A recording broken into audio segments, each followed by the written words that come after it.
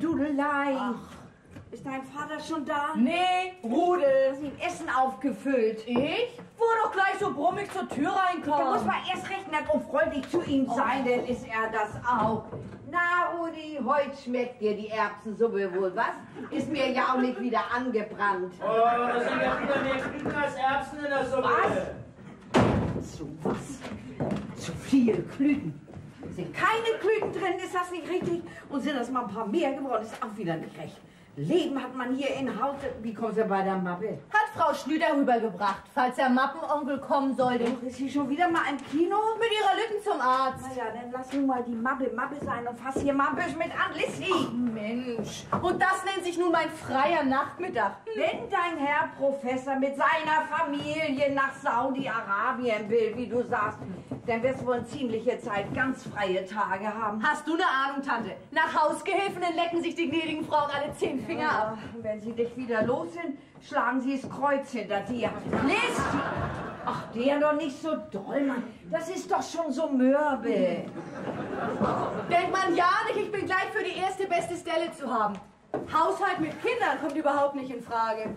Kinder machen viel zu viel Arbeit. Ja, hätte ich mal auch sagen sollen damals, als eure Mutter von euch gegangen war und dein Vater bei mir ankam, weil er nicht wusste, wer sonst wohl seine 3 Kinder großmachen sollte. Komm, Ach, mit dir ist das schon ganz was anderes. Ja? Ja, du gehörst doch mit zur Familie. Oh, du, darauf kann ich mir aber fix was einbilden, dass mir das Leben mal so gehen sollte, hier im Haus nichts weiter zu sein wie so eine olle Jungfer. Oh, Lissy! Mann, du halt doch besser fest. Selber schuld, Tante. Selber schuld. Na ja, deine besten Jahre herzugeben und auf einen Mann zu warten, der dir ewige Treue geschworen hat.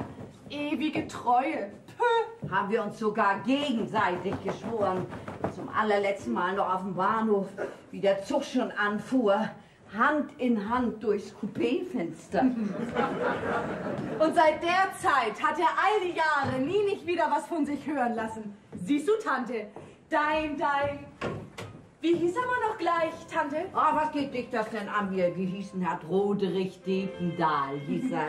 Hübscher Name, Roderich, nicht? Du, der hatte sogar 3 Vornamen mit dem Erich. Hier, fass mal an. Rot-Erich, M-Erich, Hein-Erich. Sein Rufname war Heinrich, aber so mochte ich ihn nicht nennen, Heinrich. Heißt ja jeder Hans und Franz, ne? Ach, was war das für ein schmucken und ansehnlichen Menschen. Ja, weißt du, das war so ein richtigen Lockenkopf war das. Damals, ne, Tante Miele? Und so eigen in allem. Richtig penibel. Ach, und tanzen konnte er. Tanzen. Ist wahr, Tantchen. Ja, weißt du, wenn er mich so in seinen Arm hielt und wir beiden schwebten so durch den Saal, dann dachte ich immer, nu geht's los. Nu gleich rein ins 7. Himmel. Vielleicht ist er ja schon da oben angekommen. Sollte er wohl.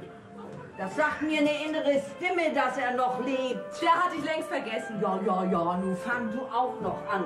Was soll denn das? Weil der schon bei dir sowas wie eine fixe Idee ist mit deiner Treue. Fixe Idee. Von wegen fixe Idee. Du, ich habe nicht umsonst auf meiner Konfirmation den Spruch mitgekriegt, sei getreu bis in den Tod, so will ich dir die Krone des Lebens geben. Hier, fass das Laken mal an. Muss auch bald mal geflickt werden. Dass du aber immer noch mit einem Verlobungsring rumlaufen machst. Ja, was heißt denn hier noch immer? Erstmal kriege ich ihn schon gar nicht mehr runter. Hat er mir auf dem Heiligabend unter einem brennenden Tannenbaum aufgesteckt. Auch und zweitens geht dich das ja gar nichts an, verstehst du? Und wenn sie das nicht gleich versteht, Tante Miele, dann lang ihr doch eine. Oh, schlechte Laune? Hast du heute zu wenig Trinkgeld gekriegt, was? Ja, was ich wohl habe. Na ja, aber was muss ja mit dir los sein? Also was ist? Ja, nun mal nicht so neugierig, Tante Miele. Ich ja gar nicht, aber kann sein das doch sagen, wenn man dich fragt. Ich weiß schon, Tante Miele. Hast wohl heute doch gar nicht Gelegenheit gehabt, Fräulein Helga Roggenburg zu sehen, was? Ach nee, was kann's einem leid tun? Ich habe sie nicht bloß gesehen, ich habe auch mit ihr gesprochen. Möchte bloß wissen, was das alles zu bedeuten hat. Zu bedeuten? Ui, sag doch. Helga hat mir erzählt, ihre Mutter soll sich über die Familie Kappelhoff eine Auskunft eingeholt haben. Über uns? Mensch, du, dann muss deine Chefin ja was ganz Besonderes mit dir im Sinn haben. Eine Auskunft? Woher denn? Ach, Tante Miele, das gibt Auskunftsbüros. Was? Ja, und die fragen überall in der Nachbarschaft rum. In der Nachbarschaft? Na, dann kann man sich ja schon denken, was die zu hören gekriegt haben. Was denn zum Beispiel? Na, dass Vater bei der Firma Robert M. Dörmann angestellt ist, als Bote. Früher ist er da sogar Buchhalter gewesen, jawohl. Früher, ja. Ja, und was noch? Dass sein jüngster Sohn Liftboy im Hotel ist. Und auch was von mir? Ja, dass du ein ganz freches Biest bist. Och, bin doch nicht. Und bloß Dienstmädchen. Gibt das schon gar nicht mehr. Die letzte steht ausgestopft unter Glas im Museum. Wozu denn solche Auskunft, Rudi? Och, Tante Miele, sie ist nur wohl dahinter gekommen, dass die beiden sich lieben. Rudel und ihr Fräulein Tochter. Na, wird aber auch nichts Gutes bei rauskommen. Ja, und warum nichts Gutes, Tante Miele? Weil die Firma Alma Roggenburg-Witwe doch so ein ansehnliches Unternehmen ist. Mit all ihren Bussen und Taxen für Touristenfahrten. Nicht, Tante Miele? Ganz recht, das meine ich. Und was ist schon so ein Rudolf Kappelhoff dagegen? Mit dir, Freund Roggenburg, hätte es gar nicht erst so weit kommen dürfen wie nu. Ja, warum das aber mit uns so weit gekommen ist, Tante Miele, das weißt du. Und welch dankerfüllte Mutter würde nicht dazu ihren Segen geben, nicht, Tante Miele? Man, hör doch auf, so wie die Frau da steht. Und denn ihr einziges Kind ihm, wo sein Vater nichts weiter ist wie ein Kontorbude und wie lang noch, das fragt sich. Na, Tante Miele. So schlimm, wie Vater das immer macht, wird das schon nicht sein. Er sagt das aber doch. Und seit der alte Dörmann immer krank ist und nun sein Schwiegersohn das sagen hat. Der Sellenkappe. Ja, der meint doch, er kann sich alles mit ihm erlauben. Vater kann man auch immer die Zeit nicht vergessen, als er in Munsterlager in der Genesenen Kompanie den Herrn Hauptfeldwebel gespielt hat. Sag mal, und da lacht ihr noch. Ja. Traurig, wenn Kinder ihren Vater nicht respektieren, der sie groß gemacht hat. Er? Du sagst auch immer, du hast das getan. Ja, habe ich auch, aber dankt ihr Görenzeug ein, Tante das... Miele. Ach, geh mir doch los, was muss ich mir hier alles bieten lassen? Aber was bin ich denn auch? Alte Jungfer, altes Stück Möbel. Na. Hättet ihr mich hier nicht so nötig, hättet ihr mich schon längst zum Boden raufgebracht, zu dem anderen alten Gerümpel. Tante Miele, nun werd doch nicht wieder sentimental. Bin ich denn nicht immer so zu dir, wie sich das gehört? Also du quäkst und quakst ja gerade am allermeisten. Ja, sind ja mehr Klüne.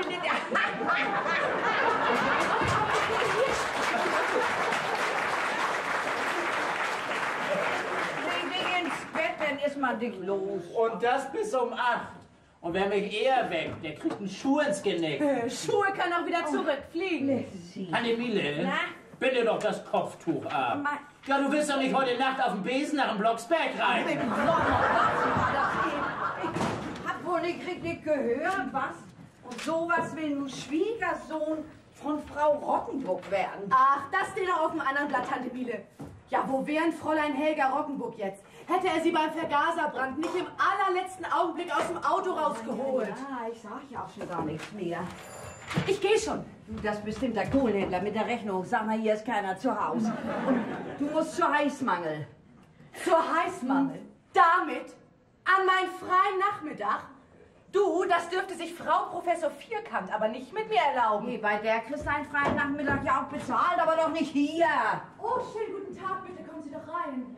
Nun lässt sie ihn auch noch in den Nein, hier die Freien, Fräulein Roggenburg. Was war eine Fräulein Roggenburg? Mensch, und das sieht hier aus, immer wenn man Wäsche hat. Jedes Mal.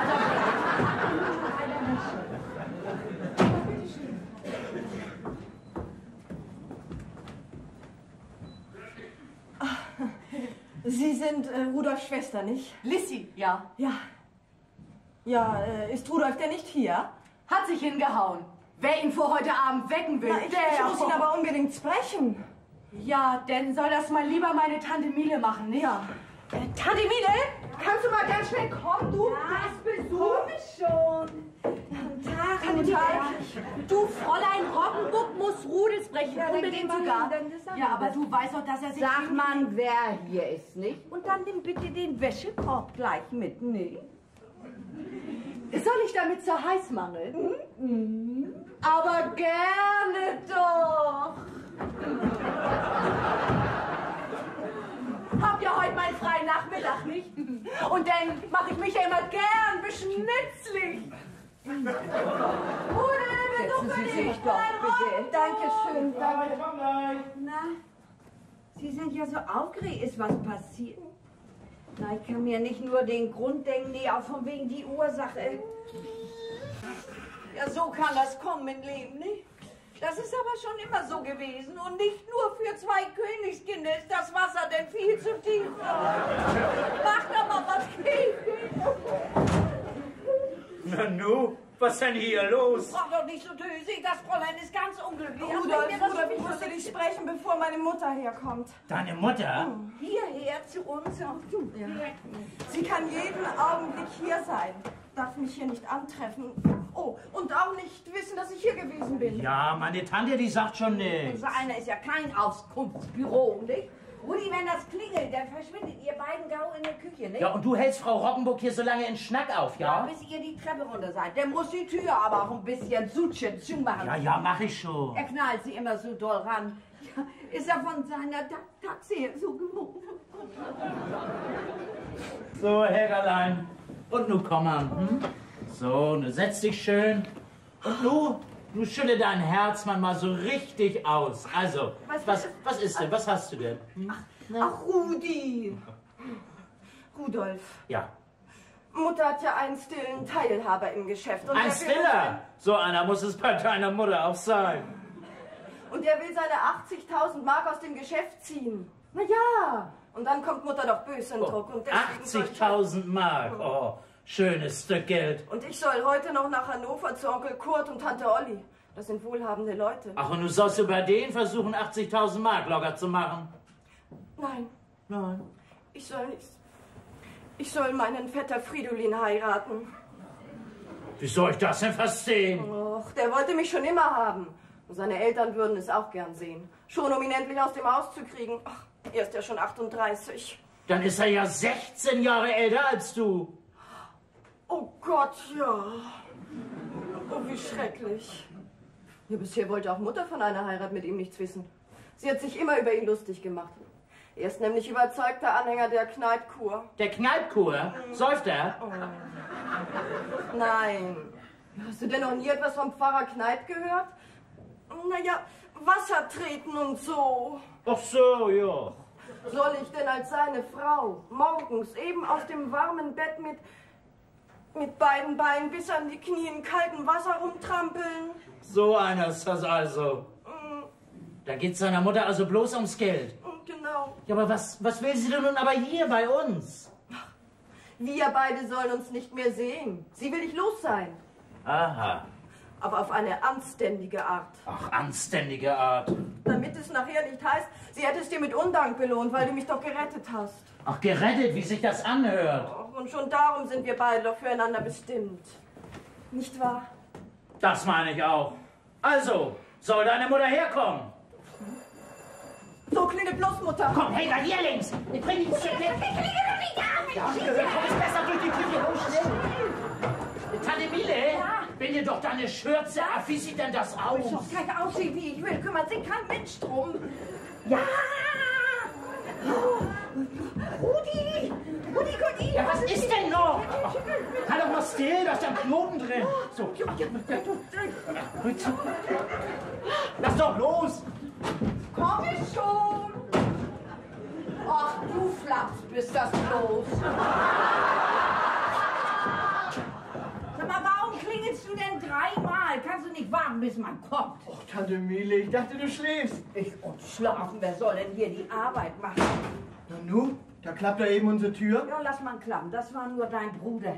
Sag mal, was tust du hier eigentlich um diese Zeit? Unser Personalchef hat mich losgeschickt.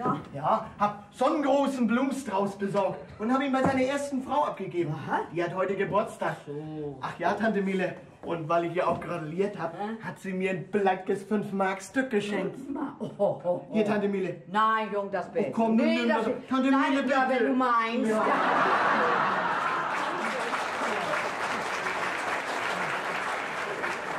Und wenn du heute noch was einholen musst, Ja, nicht? nachher. Ja, dann sei so gut und hol meine Schuhe vom Schuster, nicht? Ach, darum. Und wenn du noch was essen willst, nicht, dann gehst du hier sofort in die Küche und füllst dir selbst auf. Gib doch Erbsensuppe, nicht? Ja. Sind doch alle Klümpel drin. Ja, wenn dir das mal nicht auch zu viel geworden sind. So viel kann das gar nicht sein, Tante Miele. Du lass für deinen Papa aber was nach, hörst du? Du, aber er wird heute nicht viel Appetit haben. Ich habe ihn vorhin getroffen. Weißt du, was er mir erzählt hat? Och, kann ich mir schon denken. Stell dir mal vor, Tante Miele, der Dörrmann, nicht? Da, das ist Papa schon. Der hat auch Schlüssel. Wenn das mal nicht der Kohlenhändler ist mit der Rechnung. Hey, guck mal nach, nicht? Ja, das kann aber auch Frau Roggenburg sein. Was? Rudel seine Chefin? Aber Tante Miele, du tünst wohl was? Tschüss wohl. Also was einem hier alles geboten wird. Ja, bitte schön. Das ist sie. Möchten Sie sich bitte hier herein bemühen, gnädige Frau? Ich bin Frau Roggenburg.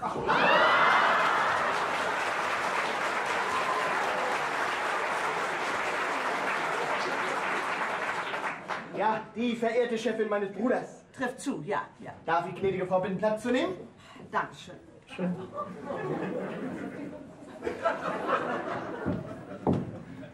Sie sind im Hotelbetrieb beschäftigt. Als Liftboy, gnädige Frau. Beweist gleich das ganze Benehmen. Wenn ich übrigens bemerken darf, ich hatte bereits mehrfach die Ehre, mit der gnädigen Frau zu telefonieren. Mit mir? In welcher Angelegenheit? Immer wenn bei uns ein Gast eine Taxe wünscht. Ach so, ja, höre ich gern. Ja. Auch in Zukunft immer nur 88, 99, 73, nur 88, 99, 73. Naja. Ach, können Sie mir 5 Mark wieder rausgeben? Nun leider nicht mehr, gnädige Frau. Na, dann ein andermal. Kann ich jetzt Ihren Bruder sprechen? Nö, der ist nicht da. Gott, wie dumm. Bloß meine Tante. Kann die ja reinschicken. Tante Miele, kannst du mal kommen? Was soll ich mit der Tante? Naja, das ist ja dann weit.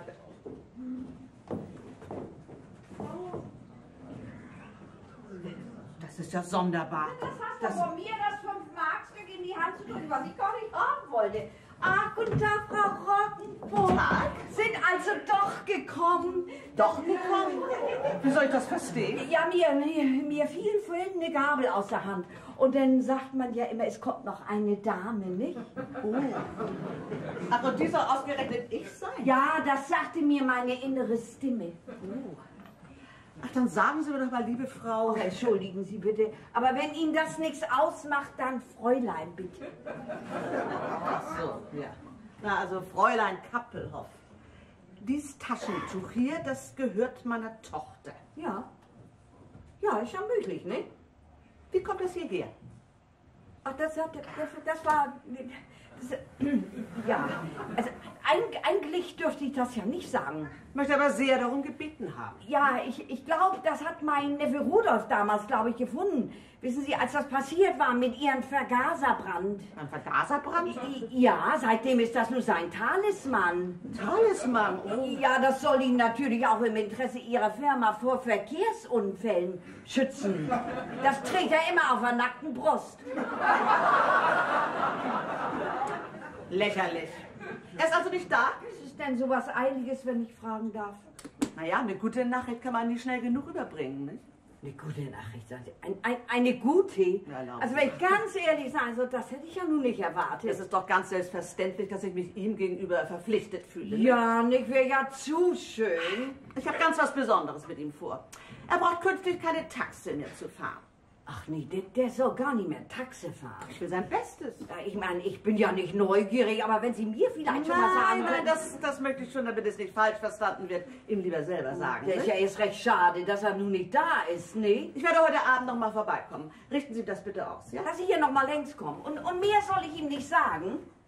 Ach ja, deuten Sie schon mal an, dass ich ihm gewissermaßen, um eine Dankesschuld ihm gegenüber abzutragen, ihm ein Angebot machen werde, worum ihn seine Kollegen ganz bestimmt beneiden werden. Also bis heute Abend. Ja, wir werden Sie mit Gebühren empfangen. Der so lange, das macht ja auch Wiedersehen. Bis heute Abend.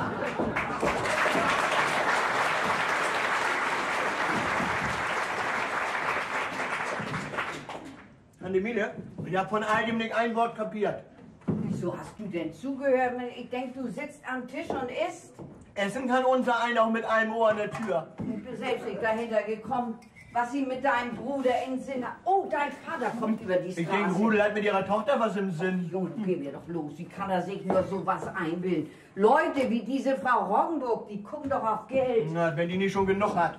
Wer was hat, hat nie genug. Das ist eben der Unterschied mit uns. Wir haben nichts, haben nie was gehabt und werden auch nie was kriegen. Sag das nicht, Tante Miele. Sag das nicht. Hier brauchen wir doch nicht mit zu rechnen. Das sagt mir meine innere Stimme. Weißt du was, Tante Miele? Ich gebe nächste Woche bestimmt mal einen Lottoschein ab. Oh, was, hör auf. Ja, und dann- Spar lieber dein Geld, das ist besser. Das hat Papa auch gesagt, als ich letzten Freitag einen ausgefüllt habe. Ja, siehst du. Aber man soll ja nicht immer auf seinen Papa hören, nicht? Was war das eben, nicht auf seinen Vater hören?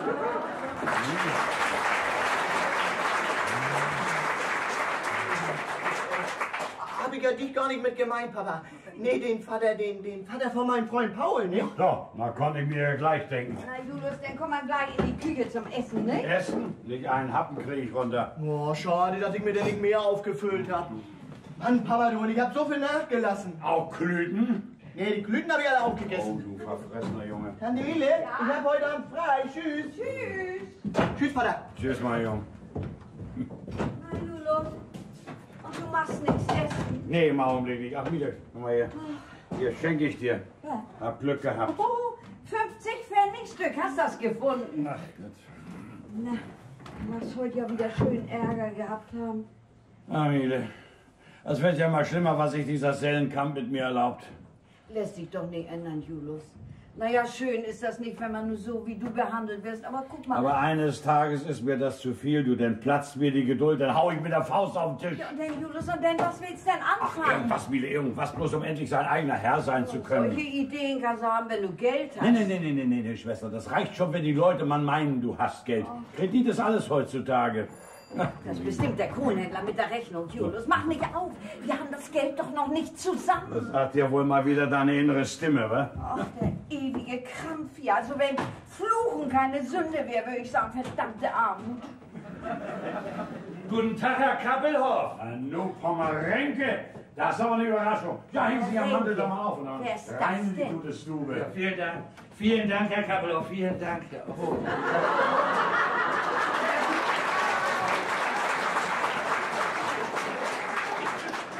Das ist meine Schwester und Haushälterin in Personalunion. Und das hier ist Oskar Pommerenke. Hat damals bei mir auf der Schreibstube gesessen. Ach so, auf der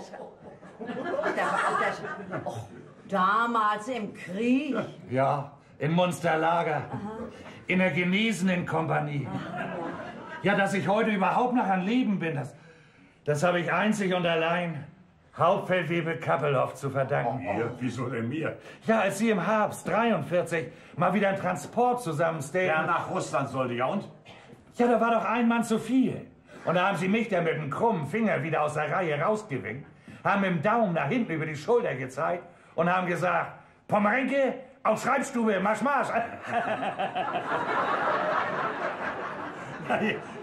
Ich brauchte jemand, der meine Arbeit machen sollte. Ja, aber wieso verdanken Sie denn nun meinem Bruder Ihr Leben? Na, Miele, auf der Schreibstube hat doch noch keiner den Heldentod gefunden. Nein? No. Ach, und aus Dankbarkeit besuchen Sie heute meinen Bruder, bitte. Wären Sie mal heute Abend gekommen, da hat er ja mehr Zeit. Nun muss er ja gleich wieder ins Geschäft, nicht? Ich gehe ins Geschäft, wenn es mir passt. Ach, Julius, du sei doch vernünftig. Miele. Ja, ich kann auch nicht lange bleiben. Nein, in ein paar Stunden sitze ich schon in der Maschine von der Scandinavian Airlines und fliege nach Stockholm. In Urlaub? Nee, da lebt ein Onkel von mir. Hat eine große Seifenfabrik. Kann mich gut gebrauchen. Ja, wollen Sie denn aus Deutschland raus? So schnell wie möglich. Warum denn das, Herr Pommerenke? Sonst muss ich nächste Woche vor Gericht stehen. Was können Sie schon ausgefressen haben, Pommerenke? Man will mich zum Offenbarungseid treiben. Offenbarung, sei denk bloß, Julius. So weit ist das mit Ihnen gekommen, Pommerenke. Junge hat mich ja so weit gebracht. Haben Sie nicht gelesen, was neulich von mir in der Zeitung gestanden In hat? der Zeitung sogar was von Ihnen. Hier, habe ich mir extra ausgeschnitten. Ein befremdendes Urteil. Ja, gib mal her, du kannst doch ohne Brille sowieso nichts lesen. Der kaufmännische Angestellte P. Damit sind Sie gemeint, Ja, ne? wer denn sonst? ist von einem Gericht dazu verurteilt worden, für das Kind eines anderen monatlich 90 Mark zu zahlen, weil er vor 11 Jahren eine kleine juristische Unterlassung beging. Deswegen also bloß. Der Angestellte P. wurde im Dezember 1945 von seiner Frau geschieden, weil sie ihn 1944 böswillig verlassen hatte. Wir sind also durchgebrannt, mit den anderen vielleicht sogar nicht. Und was das Schlimmste ist, mit dem ganzen Hausstand. Nicht mal ein Stuhl hat sie mir zurückgelassen. Denk bloß, Julius, nicht mal so. Ja, du liest mal weiter. Seit dem Zeitpunkt hat er seine Frau nicht mehr gesehen. Haben wir auch kein Verlangen danach. Nee. Als sie aber 1946 ein Kind bekam, galt dieses als Kind des Angestellten P. Was ist das? Das ist ja ganz falsch. Das kommt doch gar nicht hin. Nee, gib doch mal her, das Ding, verdammt nochmal. Weil es innerhalb der gesetzlichen Frist von 302 Tagen nach der Scheidung zur Welt gekommen war. Der Angestellte P. hatte es damals unterlassen, dagegen Einspruch zu erheben. Ich habe davon ja gar nichts gewusst. Dass da was Lüttes angekommen war. Nee, keine Ahnung habe ich gehabt. Als jetzt der wirkliche Vater des Kindes Nu kommt das, nu. Ja. bei einem Verkehrsunfall ums Leben kam, überprüfte das Fürsorgeamt die Akten des Kindes. Nun mal gut zuhören. Man fand heraus, dass der Angestellte P., wenn auch nicht als der leibliche, so doch als der gesetzliche Vater angesehen werden kann. Ist denn sowas möglich? Ja, du liest doch mal weiter. Er wurde verurteilt, monatlich für das Kind bis zu dessen vollendetem 16. Lebensjahr zu zahlen. Das haben die mal wieder fein hingekriegt. Also nur noch volle 5 Jahre. Dass die Frau sich nicht schämt, sowas anzunehmen, nicht? Was die? Die lacht sich doch in die Faust. Ja, hat überall erzählt, was sie sich nur alles anschaffen will. Auf Teilzahlung. Kühlschrank, Pelzmantel, Fernsehgerät, Musiktruhe und wer weiß, was sonst noch alles. Ich glaube ja, Julius, der alte König Salomo aus der Bibel, der hätte so ein Urteil nicht gefällt. Miele, der gute Mann brauchte ja nur nach seinem gesunden Menschenverstand urteilen. Damals gab es ja noch nicht so viele Gesetze wie heute. Oh, du bist doch bestimmt der Kohlhändler mit der Rechnung. Ja. Das sagt dir wohl mal wieder deine innere Stimme, wa? Sie hat nämlich 2 davon. Ja. Nun rutschst du auch mal noch. Herr Pommerenke, weil wir gerade mal allein sind, bitte, reden Sie meinem Bruder doch gut zu, dass er seine Stellung nicht mutwillig aufs Spiel setzt. Ja, er sagt immer, er hält es in seiner Firma nicht mehr aus, weil der Schwiegersohn von dem Chef ihn immer so schikaniert und kujoniert, aber er kriegt in seinem Alter doch nichts wieder. Nee, das ist nicht leicht, Frau. Aber Entschuldigung, Fräulein, bitte. Ach so. Oh, ich sehe. Sie sind erst verlobt. Bin ich schon beinahe 30 Jahre. 30? Ja, soll ja nun nicht bald die Hochzeit sein. Ja, von mir aus, aber wo steckt er? Der Bräutigam. Ja, wissen Sie denn nicht, wo er sich nur aufhält? Habe ich noch nie gewusst. Nein, seht, seit dem Tag nachmittags um 3 auf dem Bahnsteig 2. Er wollte nämlich in die Fremde, wollte da sein Glück versuchen für unsere bessere Zukunft. Halten ihm also, wie man immer so schön sagt, die Treue. Noch immer? Ja, das muss ich doch. Das haben wir uns doch gegenseitig geschworen. Ja, und Sie sind fest in dem Glauben, dass er sich nicht schon lange eine andere Frau genommen hat? Hat er nicht. Hat er nicht.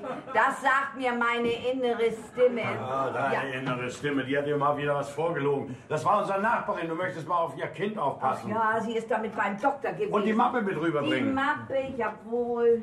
Ja, Herr Pommerenke, dann wünsche ich Ihnen also alles Gute da oben in Schweden, ne? Vielen Dank, Fräulein Kappelhoff. Sagen Sie mal, da wohnen wohl allerhand Deutsche, nicht? In Stockholm? Ja, mein Onkel zum Beispiel. Vielleicht könnte der Herr doch mal nachforschen, ob da nicht ein Landsmann aus Hamburg ungefähr so vor 30 Also Jahren... Miele, nur rede doch nicht und dann lange. wird Die er- Nachbarin will doch mit dem Rezept zur Apotheke. Ja, das weiß ich, aber der Onkel von der Pommerenke, der kennt doch so viele Leute und der könnte ja nun mal nachforschen und uns dann sagen, ob nicht der vielleicht...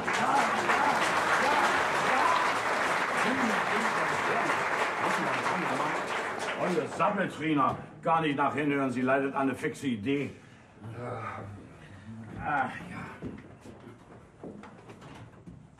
Herr Kappelhoff, ne? Wo wir nur gerade... Ja, bitte. Wo wir noch gerade so alleine sind. Nur schnell noch was. Was kommt denn nur noch, Pommerenke? Ja, Herr Kappelhoff, ich hab mal eines Abends, bloß um eine Stunde, nicht an all diesen ärgerlichen Kram denken zu müssen, da habe ich wohl mal ein bisschen zu viel getrunken. Doch, was ist Ihnen denn dabei passiert, Sie Pechvogel, ne? Ich bin sonst noch nie nicht auf den Einfall gekommen. Ja, dann ist leicht alles möglich. Sie haben also in diesem Zustand, ne? Einen Lottoschein ausgefüllt. Lottoschein ausgefüllt? Ja, soll das heißen, Sie haben auch was gewonnen? Viel gewonnen? Ganzen Berg sogar? Ich gehöre zu den 5 von Gewinnklasse 1. Mensch, das muss ja ein klotziges Stück Geld gebracht haben. 354.000. 354.000? Ja, noch ein paar 100 Mark und 50 Pfennig. Kind, was brauchen Sie denn nach Schweden auszukneifen bei so unverschämt viel Geld? Da können Sie auch die Frau mit dem fremden Kind einfach mit ein paar 1000 Mark abfinden. Was, die? Ja. Die sich nur über mich lustig macht, weil die Bürokratie mal wieder richtig triumphiert? Nee und 1000-mal nee. Keinen roten Pfennig kriegt sie von mir. Gar nichts.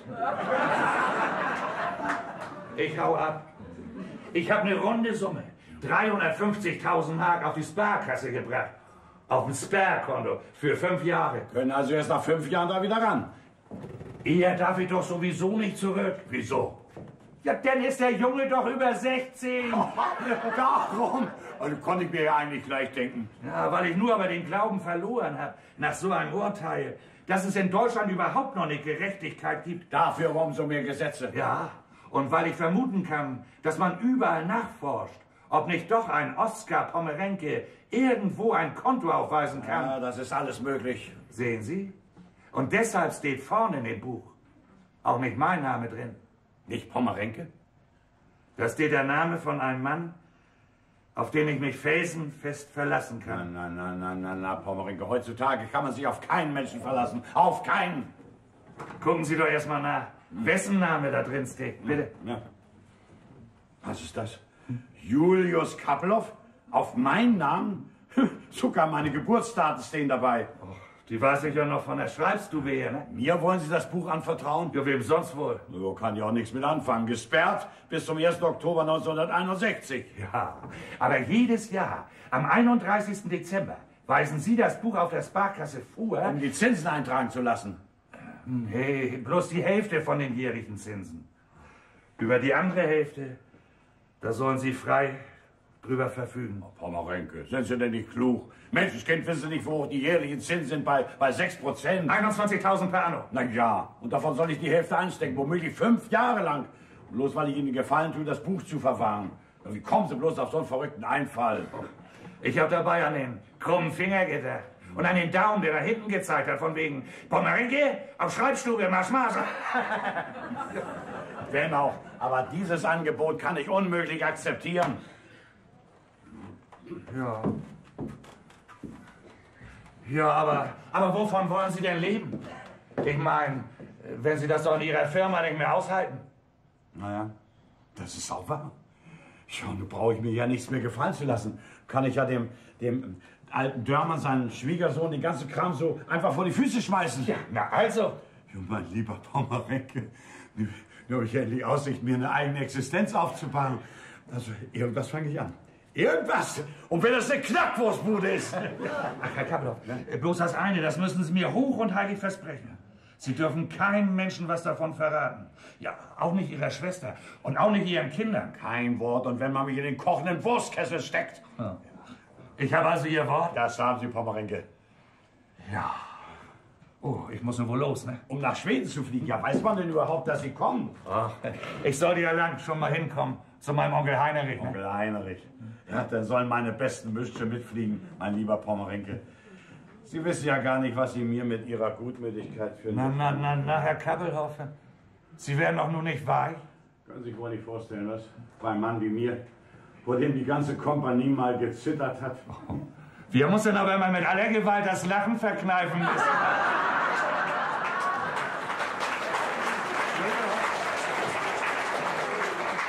Das Lachen, wenn ich? Also wenn Sie den forschen Vorgesetzten rausgekehrt haben, das wäre immer ziemlich niedlich. Ja. Ja, wir haben ja bloß immer gesagt, Hauptfeldwebel, Schmalzbacke. Was? Schmalzbacke. So wenig Respekt hat diese Waldheinis vor mir. Naja, aber jetzt ins Geschäft. Zum letzten Mal. Gleich rein in sein Privatkontor, ohne anzuklopfen. Herr Sellenkamp, würde ich sagen. Herr Sellenkamp, damit Sie das wissen, hier schikanieren, das hat nun ein Ende. Hat das nicht mehr nötig, mich von Ihnen länger schuhregeln zu lassen. Damit ist jetzt Schluss. Schluss, Schluss, Schluss, jawohl. Was war das eben? Ich soll mir nicht solchen Ton erlauben? Sie, ich werde mir noch ganz was anderes mit Ihnen erlauben. Und wissen Sie auch was? Am liebsten möchte ich Ihnen das Genick umdrehen. So. Was? Du röchelst noch?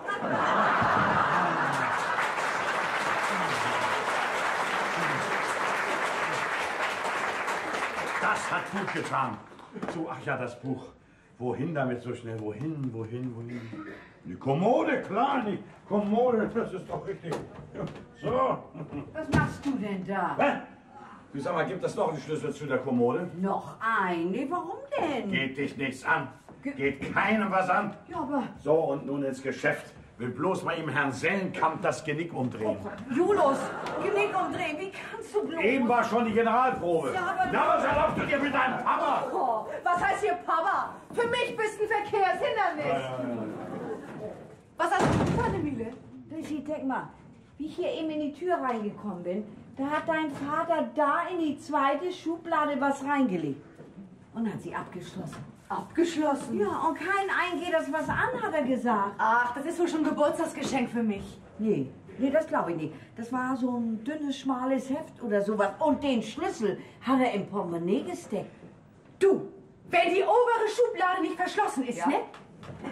Ja, dann kann man von oben durchlangen. Wieso?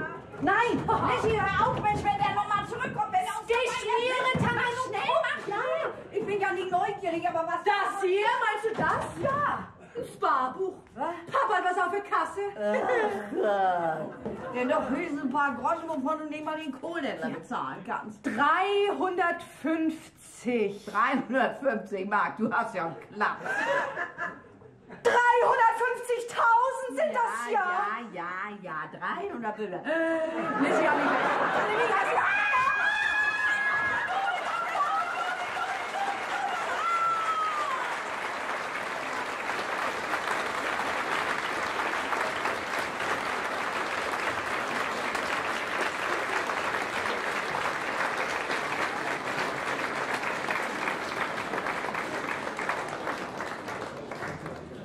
Also 350.000.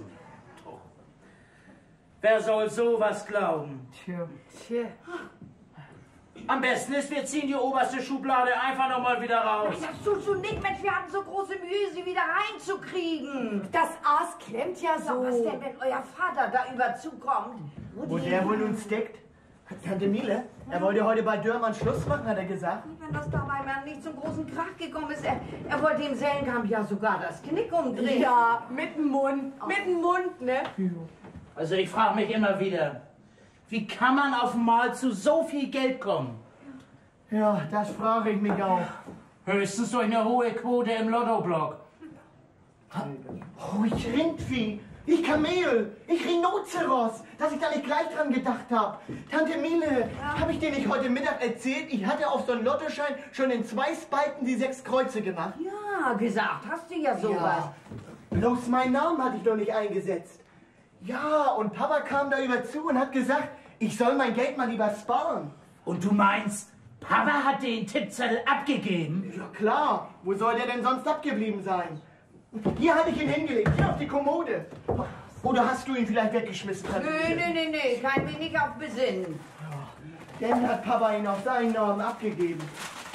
Oh, das ist gemein von ihm. Die Kreuze sind doch mein geistiges Eigentum.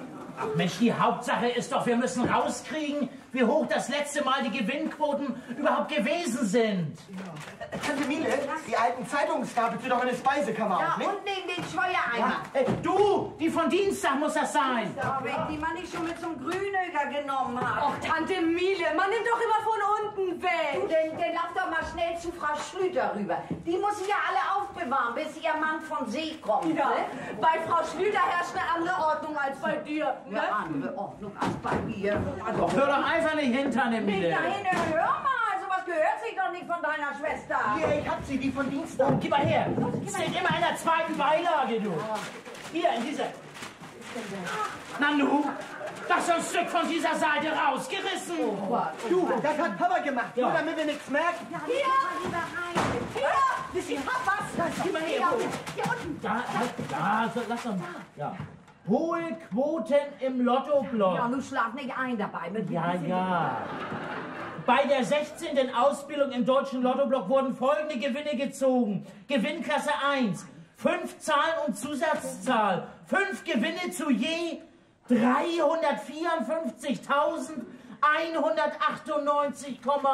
354.198,50 Mark. Oh. Wo ist Papa denn mit den 4.000 abgeblieben? Und den 198 Mark. Ja, und die 50 Pfennig. 50 Pfennig. 50 Pfennig, sagt er. 50 Pfennigstück hat er mir heute Mittag in die Hand gedrückt. Schenk ich dir, hat er gesagt. Hab Glück gehabt und ich denke an den 50er gefunden. Jetzt lass ich's denn mal in seine Wäsche hier selber flicken und stopfen. Nicht einen Handschlag tue ich dir mehr im Haus. Oh, Tante Miele, du regst dich doch nicht so auf. Nicht aufregen. Worüber soll ich mich denn sonst aufregen? Hat Tausende und Abertausende gewonnen und für mich seine Schwester, die sich das hier so sauer werden lassen muss. Für mich hat er von so einem hohen Gewinn nicht mehr über die lausige 5 Groschen. Und vielleicht auch nur, weil das womöglich noch ein falscher 50er gewesen ist. Er ist ja selber so ein falscher 50er.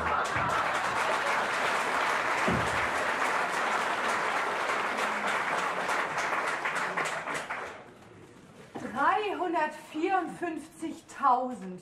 Sieh mal an. Auf meinen Lottoschein gewonnen. Nicht zu glauben. Er kann aber doch nicht immer die 4.000 Mark mit sich rumschleppen. Du, dann hat er noch ein Sparbuch. Hat das immer schön bei sich. Klar, um was abzuheben, wenn er was braucht. Ja, aber für sich, nicht für uns. Ihr sollt mal sehen, nu wird Papa leichtsinnig. Ja, macht Damenbekanntschaften. Na, da hat er ja wohl kein Glück mehr mit. Sag das nicht. Wenn du Geld hast, fliegen die schönsten Frauen auf dich. Wo ist er denn nu? Hätte er nicht schon längst hier sein können? Der ist bestimmt. Das ist Papa. Ach, Papa hat doch einen Schlüssel. Vielleicht ist er ja so blau, dass er das Schlüsselloch nicht mehr finden kann. Du, ist Frau Schlüter. Du. Hör mal zu, Freddy. Ja? Wenn Papa kommt, dann hängt er doch für gewöhnlich seine Jacke hier an der Flurgarderobe auf und... Dann werd ich heimlich seine Taschen visitieren. Du, und inzwischen halte ich ihn hier so lange in Schnack auf. Verstehst? Du, vielleicht hat er auch noch was in eine Schlafstube verbunkert. Und an der Matratze, du. Da verstecken die Geizigen immer ihr Geld. Ah, für Papa. Von Frau Schlüter.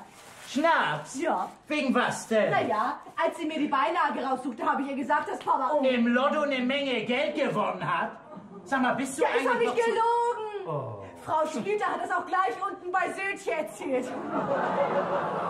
Ja, der ganze Laden war voll. Und alle haben gemeint, da wäre das große Glück mal an die richtige Stelle gekommen. Da will schon wieder einer was abliefern. Oh Mann. Das ist Papa. Lissy, Buddel weg! Papa darf die Buddel nicht gleich sehen! Ja, bitteschön. Sie möchten sicher meinen Bruder sprechen. Ja. Bitteschön, liebe Frau. Endlich treffe ich Sie an, lieber Kappelhoff. Ich bin gekommen, um Ihnen etwas überaus Erfreuliches mitzuteilen. Ja, aber setzen darf ich mich ja wohl, ne? Oh ja, bitte sehr. Dankeschön. Schön. Wollen Sie nicht lieber auf dem Sofa Platz Nein, nehmen? danke. Oder hätten Sie gern ein Kissen? Ach, sehr aufmerksam, aber ist nicht nötig. Nein. Sie sind also das Schwesterchen, welches bei Herrn Professor Dr. Vierkant dient, wenn ich recht im Bilde bin. Dient. Ich war bis heute da. Aber nu hat unser eins da schon nicht mehr nötig. Nicht, Hul und Fredi? Nö, nun nicht mehr. Was Erfreuliches haben Sie für mich, Frau Rockenbruck? Ja, solche Andeutung habe ich Ihrem Fräulein Tante heute Mittag ja schon gemacht. Hat sie dir gar nichts gesagt? Ich bin erst vorhin gerade wieder nach Hause gekommen. Und da hatten wir hier gleich was Wichtiges zu besprechen. Ja. Na, wichtiger als das, was ich für Sie habe erreichen können, Kann ich mir gar nicht vorstellen. Meinen Sie, Frau Rockenburg? Ich habe mich bei dem Generaldirektor der Bergedorfer Citropercola AG, den ich persönlich sehr gut kenne, für Sie verwarnt. Verwarnt? Ja, also diese Fabrik benötigt per sofort einen Wagenmeister. Ein Fachmann also, der den gesamten Wagenpark unter sich hat. Wollen Sie meinen Bruder los sein? Oh, liebes Kind, höchst ungern trenne ich mich von ihm, das können Sie mir glauben, nicht? Aber wissen Sie, als Wagenmeister sind Sie in gehobener Position. Nicht? Ganz was anderes als nur Taxifahrer zu sein im Stundenlohn. Nicht? Sie bekommen auf dem Fabrikgelände sogar eine Freiwohnung mit eingebauter Küche, voll elektrisch, haben einen Garten mit Kaninchenstall. Kaninchenstall? Oh, ist ja direkt verlockend. Freiwohnung, wo wir uns nur eine Villa kaufen können. Dass ich Ihnen diese gehobene Lebensstellung verschaffen konnte, soll der Dank sein, den ich Ihnen schulde, weil Sie meine Tochter... Aus dem brennenden Auto gerettet haben. Ja, so ist es. Meine Tochter lässt Ihnen noch einen schönen Gruß bestellen und sie wünscht Ihnen alles Gute an Ihrer neuen Wirkungsstätte. Und das soll Helga gesagt haben? Das glaube ich nicht. Wenn ich Ihnen das doch sage. In wenigen Stunden sitzt sie bereits im D-Zug nach Hannover. Sie wird sich dort bei meinen Verwandten für längere Zeit aufhalten. Warum sehen Sie mich denn so sonderbar an? Was? Ach, ich glaube, Sie zu verstehen. Das will ich doch hoffen. Erlauben Sie mal, haben Sie im Ernst geglaubt, ich würde meine Tochter einem meiner Leute zur Frau geben, nur weil ich sie aus dem brennenden Auto gezerrt hat? Das hätte jeder andere auch getan. Da war aber kein anderer. Ach so, Sie haben sich wohl gedacht, Helga Rockenburg, einziges Kind, wird mal alles erben und der ganze schöne Betrieb gehört an mir, was? Da ehren sich, Frau Rockenburg. Meine Tochter muss einen Mann heiraten, schon aus geschäftlichen Gründen, der auch einiges vorzuweisen hat, nicht? Und das können Sie ja wohl nicht. So, Rudi, jetzt sag was. Mann zu. Ja, Mann, von wegen hier. Ja, und was soll das? Frau Rockenburg, ebenso gut wie das mal eintreffen könnte, dass die Firma Alma Rockenburg Witwe ganz plötzlich wackelt. Wackeln? Wieso sollte sie wackeln? Naja, weil ihr stiller Teilhaber sein Kapital aus dem Geschäft ziehen will, die 80.000 Mark. Woher wissen Sie das? Ist ja nicht so wichtig. Ich wollte bloß sagen, verehrte Frau Chefin, ebenso gut wie sowas mal eintreffen könnte, ebenso gut könnte auch mal bei uns einfachen Leuten eines Tages mal ganz unverhofft das Glück an die Tür klopfen. Könnte. Es wird täte, ne? Hat schon geklopft. Mit der vollen Faust sogar. Nur mal Klartext. Was soll man darunter verstehen? Passen Sie mal auf. 5 Gewinne zu je 354.198,50 Mark. Und einer von den 5 Gewinner heißt Kappelhoff. Mit anderen Worten also, fast eine halbe Million. Da, die bringt schon wieder was. Das kann doch nur ein Spaß sein. In Geldangelegenheiten hört der Spaß meistens auf. Vielen Dank auch, Dankeschön, auf Wiedersehen. Oi. Ja, was habe ich gesagt? Ist von uns Käsehöger, von unserem Feinkosthändler. Hier ist eine Karte. Wir gratulieren unserem alten, geschätzten Kunden, Herrn Julius Kappelhoff, zu dem kolossalen Glück. Ausrufungszeichen. Hier kann man mal sagen, Fortuna hat ihr goldenes Füllhorn endlich über Leute ausgeschüttet, die das verdienen. Wieder ein Ausrufungszeichen. Guten Appetit wünschen Johannes Sötje und Frau, Feinkost, Wild- und Geflügelhandlung. Das ist ja sagenhaft. Ihr Herr Vater hat dieses unverschämte Glück gehabt. Hat er, Frau Rockenburg? Hat er! Und wem hat er das zu verdanken? Unser Vater wird sich gern mit den 54.000 Mark begnügen und gibt seinen Kindern je 100.000 ab. 354.000, ein Vermögen. Ein Vermögen. Nun mal was anderes, Frau Rockenburg. Wenn ich mir vorhin erlaubt habe, statt Fräulein Rockenburg Helga zu sagen... so Das war doch gar nicht so gemeint von mir. Hören Sie mal, nicht mal. Oh, wie schön. Wir beide sind uns nämlich einig, Helga und ich. Ja, dass es Ihnen mit Helga eine Herzenssache sein muss, hat mir Ihr Fräulein Tante heute Mittag schon verraten.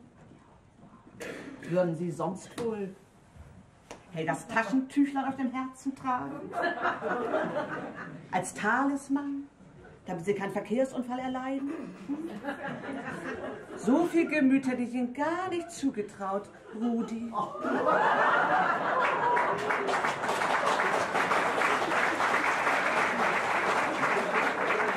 So, nun will ich aber schnell nach Hause, damit Helga die Koffer wieder auspackt. Übrigens wird uns sehr freuen, Sie und Ihren Herrn Vater heute Abend als unsere Gäste in unseren sämtlichen Räumen begrüßen zu dürfen. Oh.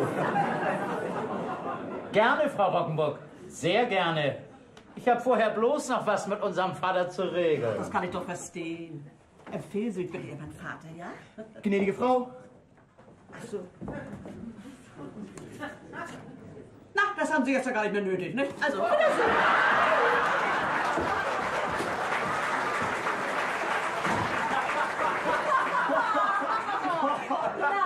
Die ist aber jetzt mit einer anderen Meinung von uns abgezogen. Was, Rudel? Was sie wohl heute Abend vorhat. Oh, was für eine Frage. Das gibt eine Verlobung. Das muss ich gleich mal Tante Miele erzählen. Du Rudel, deine Chefin heißt deine Schwiegermutter, du na. Doch, was ist denn los? Tante Miele sitzt in der Küche und weint. Wegen der 5 Groschen. Ach, Tante Miele, du komm da mal schön raus aus der Küche. Ach, du komm doch. Mir beide schnubbelig, Was, Tante und Miele? steh überhaupt nicht wieder auf. Aber du hör doch erst mal zu, Nein, Tante. ich will nichts mehr hören und nichts mehr sehen. Oh Mann, was sehe ich denn da? Ist von unserem Käsehändler. Was von Södchen? Ja, uns reiche Leute will er sich doch nur warm halten. Komm, Tante Miele, mal sehen, was das alles ist, ne? Danach muss Södchen das doch auch schon wissen mit dem hohen Lottogewinn, nicht? Sowas spricht sich schnell rum, Tante Und Miele. uns gegenüber hält euer Vater immer noch damit hinterm Berg. Also das ist doch nicht zu fassen. Ich finde zu sowas ja überhaupt... Lischi, lass das Naschen da! Du, reiche Leute, sagt Lissy, du. Du Rudel, lassen wir uns nur irgendwo sehen, nicht? Dann heißt das gleich, guten Tag, Herr Kappelhoff. Wie geht's, Herr Kappelhoff? Auf Wiedersehen, Herr Kappelhoff. Sollst mal sehen, du, wie die Menschen zu dir sind, wenn du Geld hast. Nun kann unser ein Trinkgelder verteilen. Du, Freddy, Ja? Papa kommt um die Ecke. Schaukelt ihr? Sag mal, was hat er denn da für ein großes Paket unterm Arm? Kann mein Geld wohl nicht früh genug loswerden. Du, Denk bloß an seine Jacke, Freddy. In der Zeit gib ich mehr Gas, überhole ihn links, du, und zeig ihm das Stopplicht. dass er bremsen muss, nicht? Ja, und dann komme ich ihm auch mit der Bremse. Von wegen auf meinen Lottoschein seinen Namen. Das ist klar der Urkundenfälschung. Ich doch doch nicht nicht mehr, mehr, du doch kannst sagen. mir viel erzählen. Das ist Rudel, Tante Miele will das einfach nicht glauben. Deine Chefin will, dass du ihre Tochter... Ja, deutlich genug hat sie mir das ja zu verstehen gegeben. Die ist wahr. Du, die Frau rechnet mit dem Geld, das kannst mir glauben. Das Private mit dem Geschäftlichen verbinden, hat sie selbst gesagt. Ja, deine Helga fährt nur jedenfalls nicht nach Hannover, Rudel. Sie wäre ja auch bloß bis Harburg gekommen, das hatten wir beide so besprochen. Ja, da hätte ich dann am Bahnsteig gestanden und wäre gleich wieder mit ihr zurückgefahren. Du wolltest sie entführen? Schick. Oh, ist das romantisch. Wie Sonntag im Kino. Was eine Verrücktheit wäre das gewesen. Wo hätte sie denn abbleiben sollen? Ja, bei Frau Peters ist doch ein Zimmer frei. Ach, bei der hier unten im Parterre? Ach nö, wie praktisch. Dass du zu jeder Zeit schön da einsteigen konntest, nicht? Ach, Tante Miele, unsere Generation denkt nicht gleich an sowas. Oh, Papa schließt die Tür auf. Aber alles auch noch immer was vorjammert. Na, seid ihr alle auf dem Dutt, die Häupter meiner Lieben. So, meinen ollen Regenmantel habe ich gleich mitgebracht. Ja, hast du Dörmann den Kragen nur vor die Füße geschmissen, Papa? Ja, das habe ich, mein Junge. Und dir auch die Papiere geben lassen? Ja, die Papiere habe ich mitgekriegt. Bloß meinen letzten Wochenlohn konnte man mir nicht mehr ausbezahlen. Wie schade, nicht, Papa? Über der alten Firma Robert M. Dörmann schwebt der Pleitegeier. Du Miele, denk dir, der Buchhalter Langbein, der damals noch meinen Posten gekriegt hat. Als du noch Soldat warst, nicht, Papa? Genau. Der hat die Firma um zigtausend Mark betrogen und ist nur flüchtig. Was hat der Herr Sellenkamp nur davon? Hast ihm denn noch das Knick umdrehen können, Papa? Tja, du, das wollte ich ja. War gerade in der richtigen Stimmung. Ich rein in sein Kontor, ran an den Schreibtisch. Und da, Papa! War er nicht da. Was ein Glück für ihn, nicht? Er ist nach Bad Bramstedt gefahren, muss seinem Schwiegervater wohl schon beibringen, dass die Firma eine Pleite ist. Wie das mit der Firma Dürmann steht, kann dir doch nur einerlei sein. Nicht, Rudolf und Freddy? Das meine ich auch. Wozu dann nur noch ein Wort über Verlieren, nicht, Papa? Tja, ja, aber wo ich nur ohne Verdienst bin, macht ihr euch keine Sorgen? Nee, Und dass euer Vater nicht sich länger so behandeln lassen kann, das seht ihr selber ein?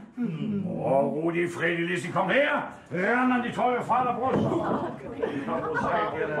Ach, Miele, was habe ich doch für prächtige Kinder, was? Was haben die drei jetzt für einen prächtigen Papa? Naja, das sowieso. Papa, willst du denn nicht deine Jacke ausziehen? Ja, mal zu, Papa. Ja, nee. Ja, aber Papa, das tust du doch sonst auch als erstes. Ja, sonst ja, aber heute nicht. Ich habe so keine Füße.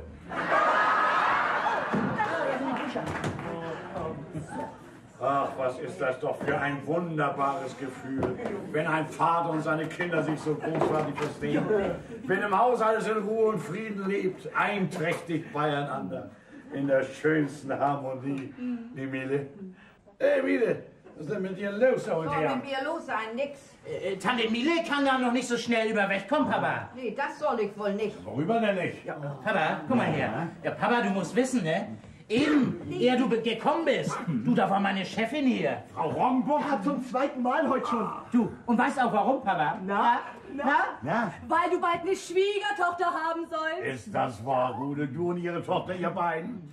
Mensch, Kinder, das ist ja großartig. Du hast ja die allerbesten Aussichten. Ja, das machst wohl sagen. Ja, bloß da ist noch was bei vermacht. Wegen der Heirat? Ja, Helga, ihre Mutter, ne? Die hat einen Kompagnon. Und der will sein Kapital aus dem Geschäft ziehen. 80.000 Mark. Und dann wackelt die Firma Alma Roggenbuck-Witwe. 80.000 Mark, die jetzt aufzutreiben, das fällt schwer. Das fällt schwer, Kinder.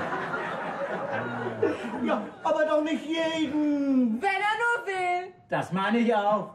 Was ist denn, ihr guckt mich alle so eigenartig an, was? Hast du ihm gehört? Dein Sohn möchte Fräulein Roggenburg heiraten. Ja, bitte von mir aus. Dazu gebe ich gern meinen Segen. Ja, und am Segen ist mir nichts gelegen. Aber an so 80.000 Mark. Da rechnet Frau Roggenbuck doch nun mit. Und eben hast du noch selbst gesagt, was für ein wunderbares Gefühl das ist, wenn der Papi sich mit seinen Kindern gut versteht. Das ist das auch, mein Schiedbüdel, aber das verstehe ich nun nicht. Oh, ich gehe schon, Das verstehst du nicht? Nee. Ja, da muss ich da wohl mit rauskommen. Hast du gedacht, dein Vater wird das von selber sagen? Ja, womit denn rauskommen, Rudel? Naja, mit dem, was nicht nur wir wissen, du. Was schon die ganze Straße weiß. Die ganze Straße weiß? Ja, dein Zigarrenhändler weiß das auch schon. Mit den herzlichsten Glückwünschen, Ihr Zigarrenhaus Harms. Glückwünsche mir? Hol den Korb, Fredi. Dann wird er es Augen machen. Hier. Ach ja, und die hat Frau Schlüter für dich abgegeben. Unsere Nachbarin? Gratuliert auch ganz herzlich. Ja, und nun soll's mal sehen, wie Syltje sich angestrengt hat. Und sonst hat er sich immer so angestellt, wenn man mal was auf Pump haben wollte. Oi. Ja. Er wünscht dir sogar guten Appetit, Papa. Als wenn du den nicht immer hast. Sieh mal, Papa, wie ein Gedicht von Schiller. Ja, aber warum das alles, Rudel? Sag doch Ja, mal. Papa, ich als dein ältester Sohn darf dir wohl im Namen von uns allen hier die aufrichtigsten Glückwünsche aussprechen. Glückwünsche mir? Ja, wozu denn? Ja, weil du zu den 5 gehörst, die im Lottoblock über eine Dreiviertelmillion gewonnen haben. Ich? Ja. Ich solle... Genau 354.198,50 Mark. Von den 4.198 wollen wir doch gleich mal was sagen. Aber ich von den 50 Pfennig.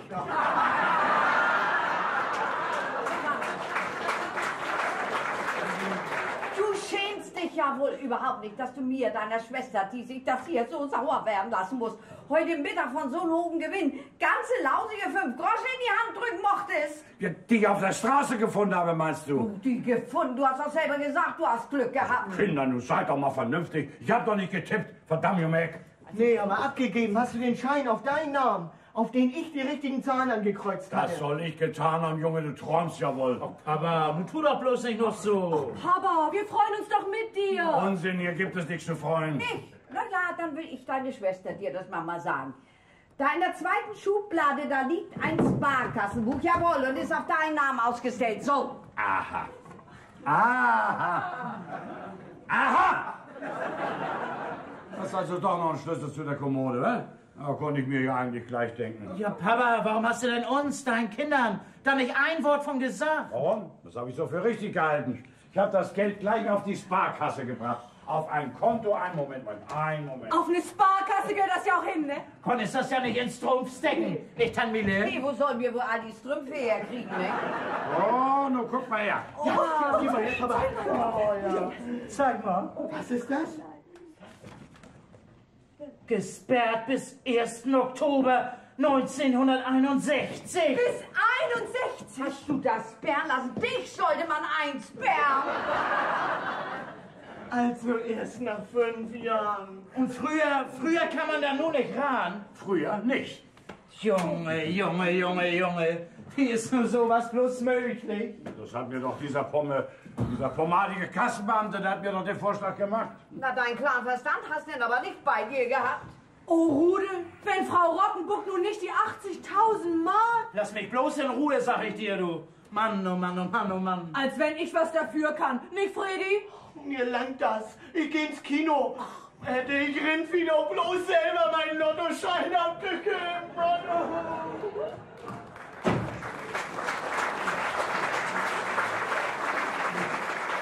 Was der bloß immer mit seinem Lottoschein hat. Ich geh schon. Wer nun wohl wieder was bringt. Fräulein Rottenbuck steht draußen. Ja Mensch, und dann lässt du sie nicht rein? Die ist bestimmt schon von ihrer Mutter geschickt worden, des Geldes wegen. Du Miele, ich möchte ja bloß mal wissen, wer das alles weiß. Und woher man das weiß. Weil das ja eigentlich gar keiner wissen kann. So, Helga, dann komm mal mit rein. Oh, guten Abend. Helga, das ist mein Vater. Meine Tante kennst ja schon, ne? Ja. Ach, entschuldigen Sie, Herr Kappelhoff, wenn ich störe, Aber Fräulein, wir sind hier so verstört. Da kommt es auf ein bisschen mehr oder weniger gar nicht drauf an. Ach, ja. Setzen Sie sich Oh, doch. ja, danke. Ich kann mich aber nicht lange aufhalten. Rudi, unten wartet eine Taxe, mein Gepäck steht noch drin. Dein Gepäck, Helga? Ah, naja, du sagtest ja, hier im Haus wäre ein Zimmer frei, nicht? Ja, unten bei Frau Petersen. Ich lass mich nicht länger von Mutter bevormunden. Ja, sehr richtig, Und Helga, sollte sehr sie richtig. inzwischen wieder zurückgekommen sein, dann wird sie ja meinen Brief vorfinden. Helga, weißt hör du, mir ich mal hab ihr zu. geschrieben, ich Helga. werde mich so lange verborgen halten, bis ich den Mann Helga. heiraten darf, den ich will. Auch wenn er Helga. bloß Taxifahrer ist. Ja, denn ich Helga, ist doch überhaupt Helga, kein- stopp, Helga, stopp! Mensch, du pedal mal auf die Bremse. Du weißt also noch gar nicht, dass deine Mutter hier war. Tatsächlich? Ja, ich soll schon heute Abend mit Vater zu ihr kommen. Rudi-Lein, erzähl's mir doch bitte Ja, nach. Helga. Der Taxifahrer Helga, wartet hör doch doch. mal. Oh, entschuldigen Sie nochmals, Herr Kappelhoff. Nicht nötig, Fräulein, nicht nötig. Nicht nötig, nicht nötig. Ja, Helga hätte das nur nicht nötig, ihrer Mutter wegzulaufen. Alles hätte mit uns heute Abend in der Reihe kommen können. Sowas wie eine Verlobung. Aber nu, Papa, nu? Das habe ich dir zu verdanken, dir. Mir zu verdanken. Ja, warum willst du Frau Rottenbuck auch nicht helfen, wenn du Geld hast? Ach, mit deinem blöden Sperrkonto hast du die bessere Zukunft deiner Kinder total verkorkst, Papa. Sag mal, was erlaubst du dir für einen Ton? Fehlt bloß noch, dass dein anderer Bruder mir auch noch die Ohren voll bläst. Oh, Papa, wenn du dich an deinen Kindern nicht versündigen willst, dann musst du das in deinem Sparbuch ändern Das lassen. kann ich nicht, mein Junge. Nee, das tut auch keiner. Guck mal, das ist doch mit so einem Kapital genauso, als wenn einer in seinem Hühnerstall einen Huhn hat, was tüchtig Eier legt. Ja, du wäre denn so dumm und würde das Tier schlachten? Na ja, und die vielen Eier sind in diesem Fall die Zinsen. Ja, jährlich 21.000 Eier. Ja. Nee, Mark. 21. Oh, das ist aber ein schönes Stück Geld. Das in einem Und wen hat er dazu verdanken? Mir. Bloß mir. Nimm das Paket mal mit Dir raus. zu verdanken, du musst ja aber lachen, mein Junge. Oh, wie kann man da überlachen? Du krieg das mal wieder hoch. Da überlachen, wenn einem mit meinem Lottoschein über den Deich geht. Was? Das ist er ja. Dein Lottoschein, Fredi. Steckte der in dem Buch? Na, was sagst du nun? Oh, sonst steht doch mal auf.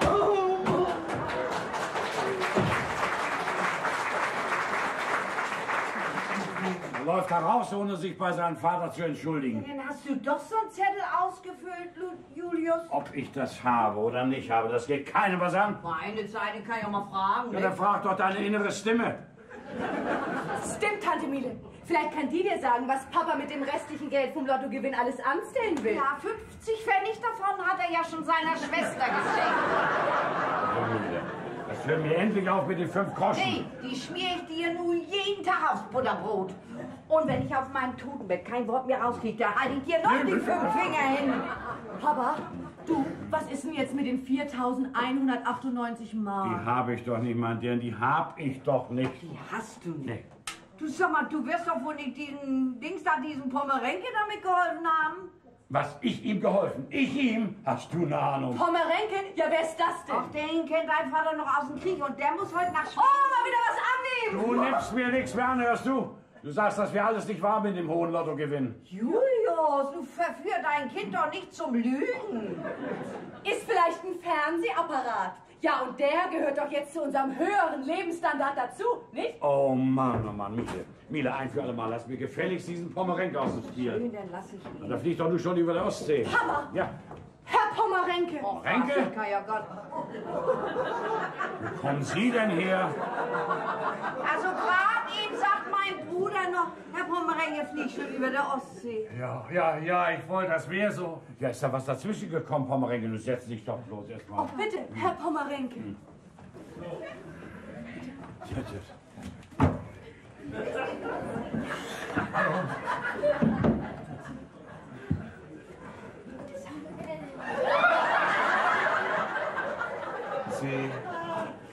Sie haben auch eine Tochter, Herr Kappelhoff? Ja, die eine und die langt mir schon. Ja, was ist denn, Pommerenke? Wollen Sie nur nicht mehr flüchten? Fliegen, meine ich. Fliegen. Ja, nur erst morgen Abend, ja. Ja, ich habe ein Telegramm gekriegt. Oh Gott. Nee, nichts Schlimmes. Nee. Nicht abfliegen, stopp. Sofort anrufen, stopp. Ja, und was du, Pommerenke? Ja, mein Onkel kommt morgen für einen Tag nach Hamburg. Hat hier was Wichtiges zu erledigen, ja. Und wo er mich nachher antreffen könnte, wollte er wissen. Ja, und da fiel mir so schnell nichts anderes in, als Ihre Adresse anzugeben. Oh, lass sie mal ruhig herkommen. Ne, Miele? Ja. Und Sie, Herr Pommerenke, Sie schlafen heute Nacht einfach hier bei uns, nicht, Julius? Miele, das ist das erste vernünftige Wort, was ich heute von dir höre. Ja, auf dein erstes vernünftiges Warten, ja. Papa, hier auf dem Sofa wird es doch mal für eine Nacht gehen, nicht? Na klar, immer noch besser als auf dem Strohsack im Munsterlager. Nehme ich dankend an. Und ich mache nur erstmal für uns alle zusammen schönes Abendbrot. Lissy, hilf mir mal. Und was für ein Abendbrot, nicht? Ist ja nicht Huch, wie bei armen Leuten. Ja. Nun gucken Sie aber was. Naja, Sie konnten ja auch nicht ahnen, was hier los war.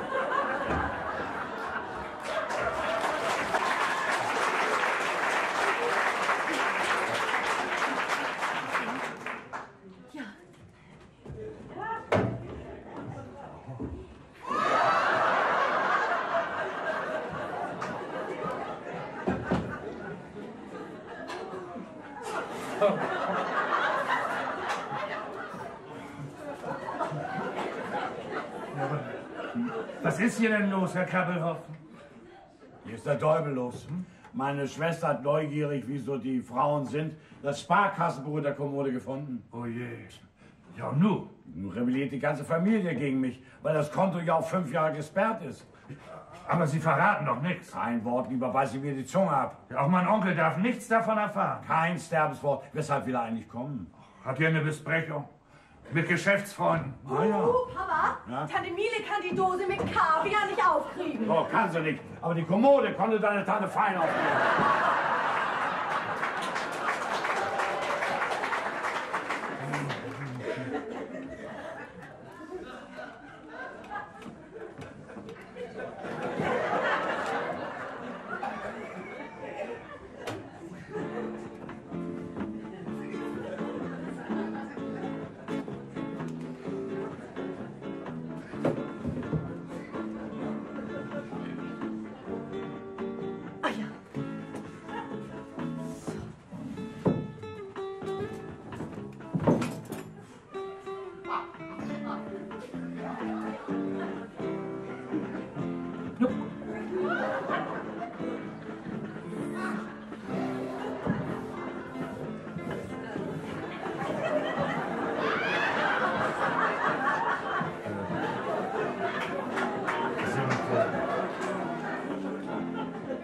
Sind Sie im Büro angestellt, Fräulein Kappelhoff?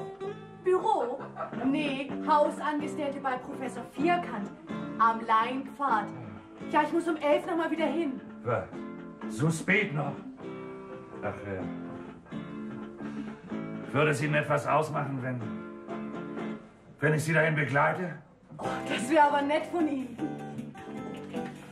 Ach so,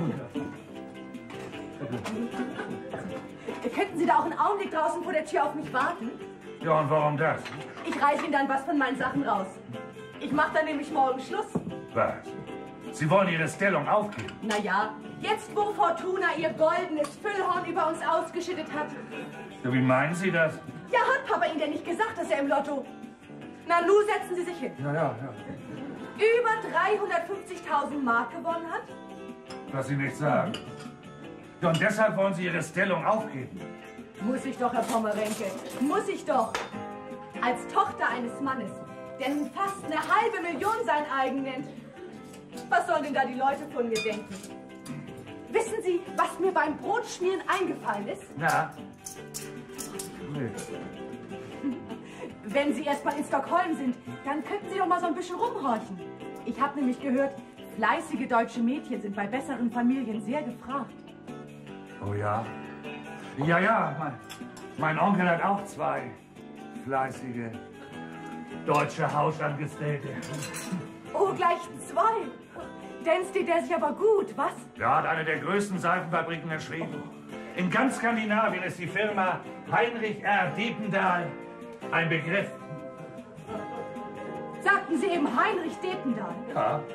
Hat er auch noch die Vornamen Roderich und Emmerich? Das stimmt, Roderich und Emmerich. Hey, was haben Sie denn vor dem Kabel auf? Was ist denn hier los? Ich weiß auch nicht, was Ihre Tochter mit Mal hat.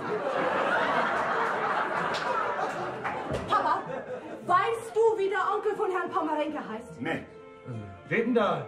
Heinrich Emmerich Roderich Dependahl. Roderich? Da war doch irgendwas mit Roderich. Papa, Tante Miele ihren... Richtig. Ist das vielleicht mein Onkel, von dem Ihre Schwester heute Morgen erzählt hat, dass sie ihm ewige Treue geschworen hat, noch auf dem Hauptbahnhof um 3 Bahnsteig 2. Und inzwischen war er schon 2-mal verheiratet.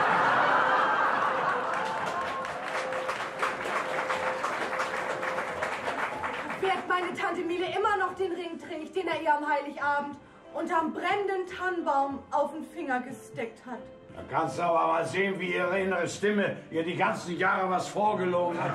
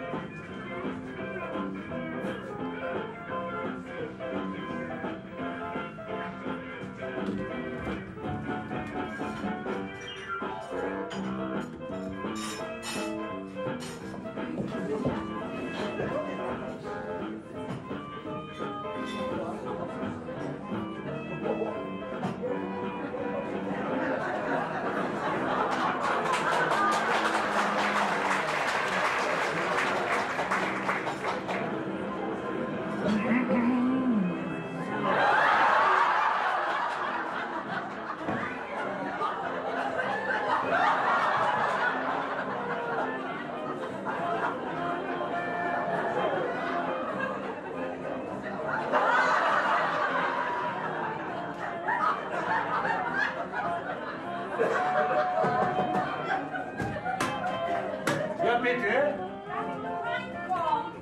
Ja. Ja, aber natürlich, Fräulein Kappelhoff. Und immer zu. So, guten Morgen, Herr Pommerenke. Guten Morgen. Frühstücken Sie mal erstmal schön, ne? Ja, aber das hätte doch auch in der Küche mit Fredi gekocht. Nee, bei mir in der Küche, da steht alles noch so rum, wissen Sie, von gestern Abend.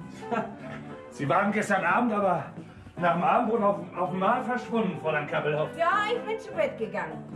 Das tue ich immer, wenn mich einer ärgert. Na. Sie hat aber doch keiner geärgert. Von wegen mich keiner geärgert. Warum will man mich denn nur nicht in den Glauben lassen, dass der Mann, der mir so aufrichtig die Treue geschworen hat, nicht doch eines Tages nochmal vor der Tür steht, ne? Kann ich die Kniedelmusik nicht abstellen? Ach ja, bitte. Was ist, soll ich auf oder zu die Fenster? Oh, bitte zu. Ja, ich meine, die Sonne scheint ja mal, aber trotzdem, es ist doch etwas kühl, ne? Ach, und was ist das denn? Schon Augenblick mal eben. Ja, bitte. Komme schon. Morgen. Guten Morgen. Oh. Für Herrn Julius Kappelhoff, bitte. Oh, danke schön. Wiedersehen. Wiedersehen. Hier, ist abgegeben worden. Für Herrn Julius Kappelhoff mit so einem Brief dabei. Gerade, als wenn er so ein Filmstar ist, ne? Oh, die duften.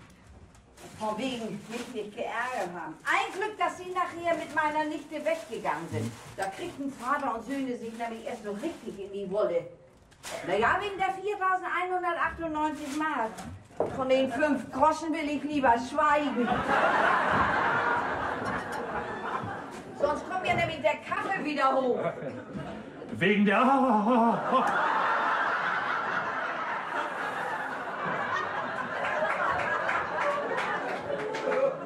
Wegen der 4.000 Mark, sagen Sie? Naja, wir haben das doch schwarz auf weiß, wie hoch genau der Lottogewinn gewesen ist. Wo ist aber das Geld? Mein Bruder will da nichts von wissen. Aber er muss doch was in Reserve haben, Herr Pommerenke. Sonst hätte er es doch gar nicht riskieren können, bei Dörmann Schluss zu machen, nicht? Und der hat ja nicht mal seinen letzten Wochenlohn gekriegt. Ja, wovon soll ich hier nur was auf den Tisch kriegen? Fräulein Kappelhoff? Na? Dann will ich Ihnen nun mal was anvertrauen. Sie müssen mir aber fest versprechen, das für sich zu behalten. Na, ich schluder doch nicht. Was ist denn? Fräulein Kappelhoff, Ja? Ihr Bruder hat gestern Abend dort auf die Kommode was hingelegt. Auf der Kommode. Unter das Buch. Geld? Er hat gesagt, wenn Sie das finden, dann würden Sie Ihr wissen dummes Gesicht machen. Ah, dann, oh, und gleich 200. Na, oh, oh.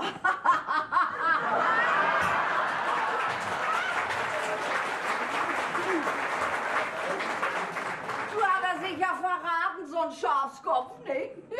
Er hat Sie verraten. Ja, Mann, gleich 200 Mark. Das beweist doch, dass er fix was in Reserve hat. Na, ich weiß nicht. Hat er. Aber wenn er meint, ich nehme das an mich, dann hat er sich geschnitten. So. Sie brauchen noch Wirtschaftsgeld. Ja, das soll er mir schön auf den Tisch zählen, so wie ich das gewohnt bin. Nachher tut ihm das leid. Und er nimmt Ihnen die Hälfte wieder weg. Ja, das stimmt.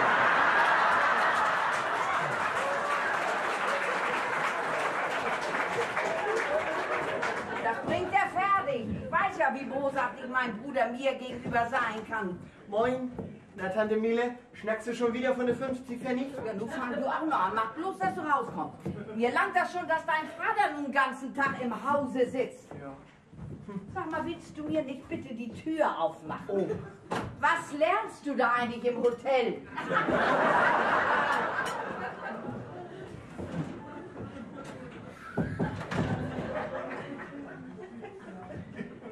Guten Morgen, Herr Pommerenke. Morgen, Friedi. Ja. Ich wollte Sie noch schnell um was bitten.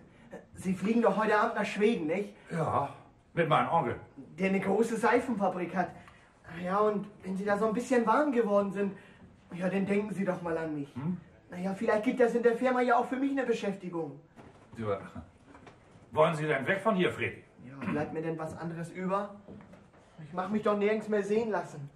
Dann heißt das doch gleich, der läuft noch immer in der Grashüpfer-Uniform rum. Und dabei hat sein Vater Geld wie Heu. Muss mir ja die Augen aus dem Kopf schämen. Fredi? Moment.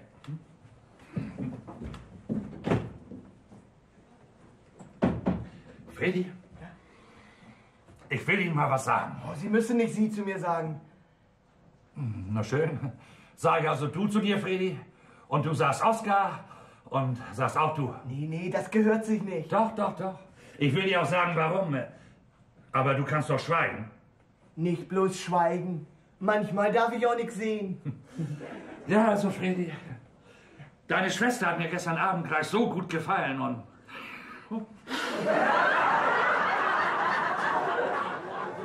ich hier wohl auch so ein bisschen. Das habe ich ja gleich gesehen. Hatte ich ja beim Abendbrot nicht einen Augenblick aus den Augen gelassen. Ja, und hat ja immer die besten Happen auf den Teller gelegt.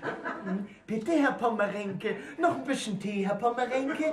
Darf ich Ihnen noch einen Schuss rum in Tee tun, Herr Pommerenke? Ja, jedenfalls haben wir beiden uns unterwegs so richtig verliebt. Sowas geht wohl manchmal ganz schön fix, nicht? Ja, und wir sind uns auch schon so weit einig, dass ich deinen Vater nachher fragen will, ob er mir seine Tochter zur Frau gibt. Ja, ja, dann werde ich ja dein Schwager. Ja. Ja, dann musst du mir ja schon den Gefallen tun, nicht? Naja, mit Schweden und so. Ach, darüber können wir ja nachher noch mal reden, ne? Ich fliege ja erst heute Abend. Na schön. Also tschüss, Schwager Oskar. Ja. Tschüss, Schwager Fredi. Ja. Oh, halt, stopp. Ja. Na, wozu das denn? Ja, muss mir ja nun ein Wörterbuch kaufen. Ha? Ja, von wegen Tyska Svenska. Also, farewell, Oskar. Ja, Farewell. Das ist ja Oskar. Mit die snack ich nicht, bin die Sabbel. Es erlaubt der Bengel sich, Sie mit Oskar zu reden. Moin, mein lieber Pommerenke. Oh, schönen guten Morgen, Herr Kappelhoff. Denken Sie auch daran, rechtzeitig zum Flugplatz rauszufahren? Oh, ein bisschen Zeit habe ich ja noch, ne? Ja, dass Sie mir ja nicht den Onkel verpassen. Er darf auf gar keinen Fall hierher kommen, bitte. Oh, nee. Um Himmels Willen nicht, ne? Ja, wer weiß, was da alles bei raussauern kann. Meine Schwester ist nun mal eine olle Jungfer und die kommt bekanntlich auf die dümmsten Einfälle. Ja. Herr Kappelhoff? Ja. Herr Kappelhoff?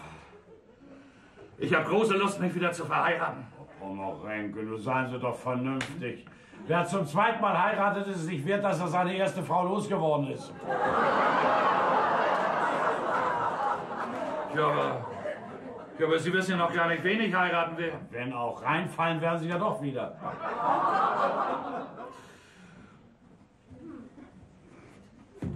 Herr Kappelhoff, ich bitte Sie, wenn man auch so schön sagt, um die Hand Ihrer Tochter. Was? Und meine Lissy, die wollen Sie sich aufhalsen? Ich habe Lissy von ganzem Herzen lieb. Und Sie mich auch. Ja, konnte ich mir eigentlich gleich denken. Beim Abendbrot kriegt sie auch immer mehr Rum in den Tee als der Vater. Ach ja, und von wegen Vater. Ich habe meinen Vater ja schon früh verloren. Na ja, und du? Nun möchte ich doch wenigstens einen Schwiegervater haben. Na, Schwiegervater ist doch ganz was anderes als eine Schwiegermutter. Gar kein Vergleich. Also von nun an zwischen uns beiden nur noch per Du. Verstanden? Jawohl, Schwiegervater. Ich danke dir. Nee, mein Junge, ich danke dir. So guckt wenigstens einer von der Bande aus dem Haus. Ja, aber Lissys Bruder doch auch. Er sagt ja nee, weil diese Frau Roggenbuck... 80.000 Mark brauche ich, weiß. Na ja, und an das Geld ist ja nicht ranzukommen, na also. Ja, aber das Sparbuch ist eine 100%ige Sicherheit. Jedes Bankinstitut gibt dir darauf Kredit. Na, das ist ja auch wahr. Ja, wenn ich das darf, Schwiegersohn. Warum wohl nicht, Schwiegervater? Du, das soll mein Ältester gleich zu hören kriegen. Der fällt sein Vater um den Hals auf Oskar. Oskar, mein Sohn, an dem ich mein Wohlgefallen habe. Ich glaube, ich muss nur los, ne? Ja, nur zu. Gleich um die Ecke stehen noch Taxen. Ja, also tschüssing, Schwiegersohn. Tschüss, Schwiegervater. Ja.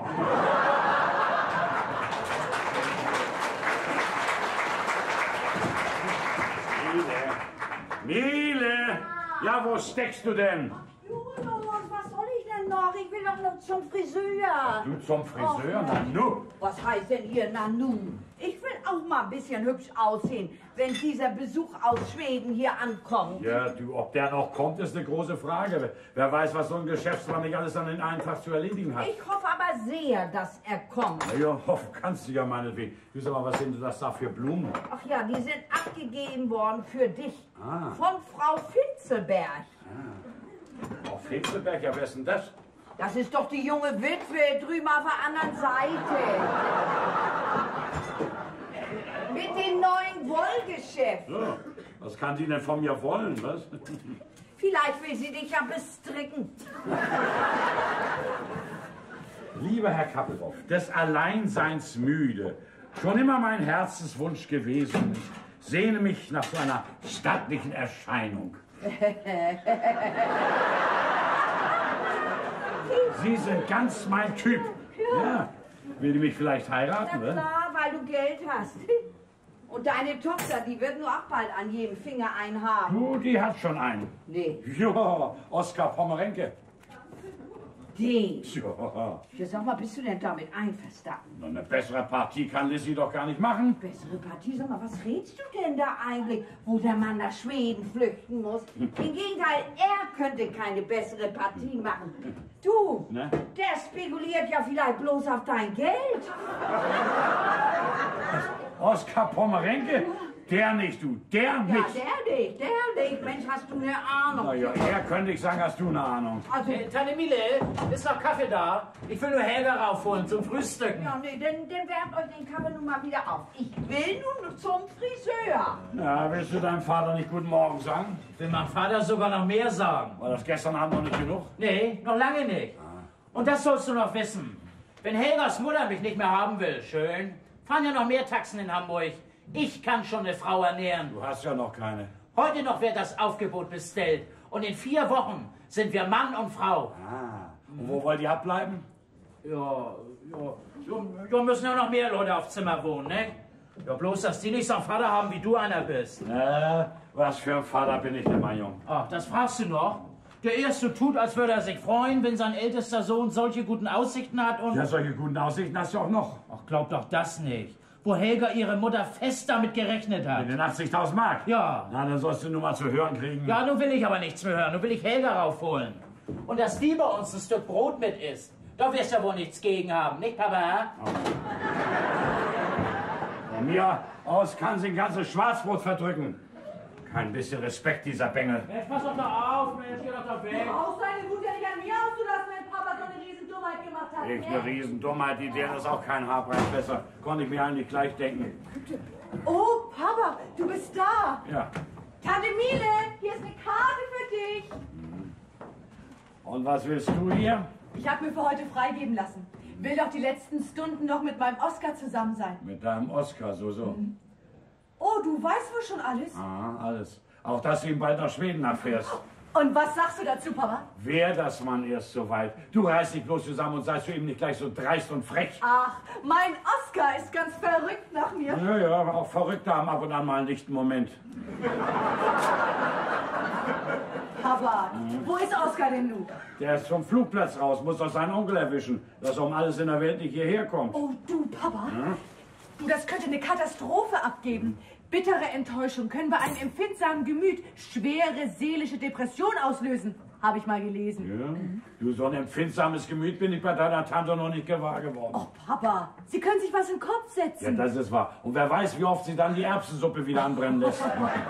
Du, wo ist Tante Miele eigentlich? Ja, die ist zum Friseur, will sich hübsch machen lassen und hat das gar nicht nötig. So viel Post kriegt ja sonst das ganze Jahr über nicht. Was meinst du, wie du nur belästigt wirst? Bettelbriefe, Darlehensgesuche, Heiratsanträge. Da liegt schon einer. Oh, und Drohbriefe, Papa. Drohbriefe? Ja, liest man doch immer. Ja. Wenn Sie bis morgen Abend nicht da oder dort in einer hohen Eiche 10.000 Mark hinterlegt haben, sind Sie übermorgen eine Leiche. Ja? Ja, konnte ich mir eigentlich gleich denken. Siehst du, Papa? Und darum müssen wir hier wegziehen. So bald wie möglich. Ist ja auch gar keine Gegend für besser situierte Leute. Papa, Na? vor der Tür hält eine Taxe. Ja, Frau Roggenbuck, die will nur wo wissen, wo ihre Helga steckt. das kann sie ja ruhig. Die wird hier nicht so ruhig sein, du. Ich pack ihr gleich das richtige Pflaster auf den Mund. Oh ja, zeig ihr mal, dass du Hauptfeldwebel gewesen bist. Jawohl. Aber nicht zu forsch. Denn dann wirkst du direkt komisch. Komisch, freche deren. Komisch. Oh, Frau Roggenbuck, das ist aber eine Überraschung. Papa denkt ihr, wer da ist? Frau Roggenbuck. Ich lasse bitten. Bitte, Frau Roggenbuck. Dankeschön. Oh, Herr Kappelhoff. Oh, Frau Roggenburg, bitte nehmen Sie doch Platz. Ich habe gestern Abend vergeblich auf Ihren Besuch gewartet, Herr Kappelhoff. Ich bitte vielmal zu entschuldigen, aber ich war zu stark in Anspruch genommen. Ach, kann ich mir denken, wenn man so unverhofft zu so ansehnlichem Vermögen gelangt. Nicht? Ja, eben. Außerdem hat sich meine Tochter gestern Abend mit einem Herrn Pommerenke verlobt. so, mit einem Herrn Pomerenke, ne? Ja, er fliegt heute noch nach Stockholm. Dort hat sein Onkel, sozusagen sein Erbonkel, die größte Seifenfabrik von ganz Schweden. Oh, also nein. Zu so einem Schwiegersohn kann man Ihnen ja nur gratulieren, Herr Kappelhoff. Und ob, aber bitte, nun nehmen Sie doch Platz, Frau Rockenbuch. Dankeschön. Moment, bitteschön. Dankeschön. Ich glaube, wir gehen doch mal zum Geschäftlichen über. Ja, aus dem Grunde bin ich ja gekommen, nicht? Wenn ich richtig informiert bin, dreht sich das bei Ihnen um 80.000 Mark.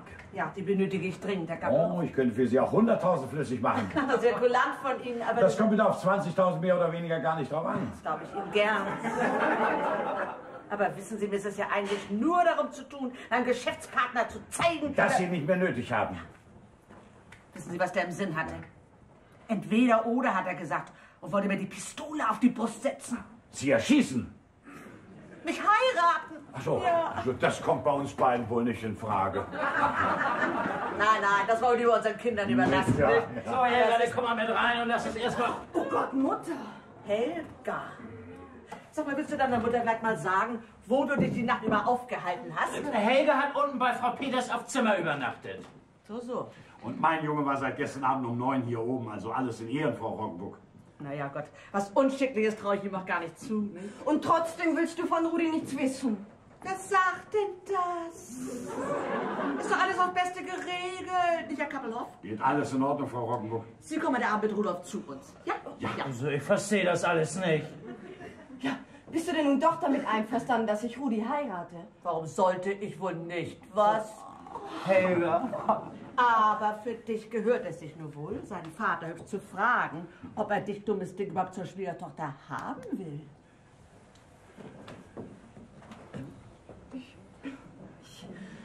Ich hab Rudi lieb und er mich auch. Aber Fräulein Helga, darum brauchen Sie doch nicht zu weinen. Ach, das hat sie von ihrem Vater. Als der mich heiraten sollte, hat er auch geweint. So,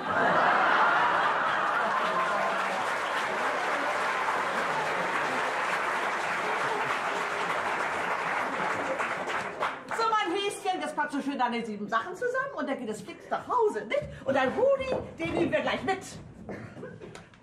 Heute war den ganzen Tag Taxi gefahren, nicht? Schnackte Helga vor ihrer Mutter durchzubrennen. Wo gibt's denn sowas? Bis heute Abend. Auf Wiedersehen. Ein Teufel.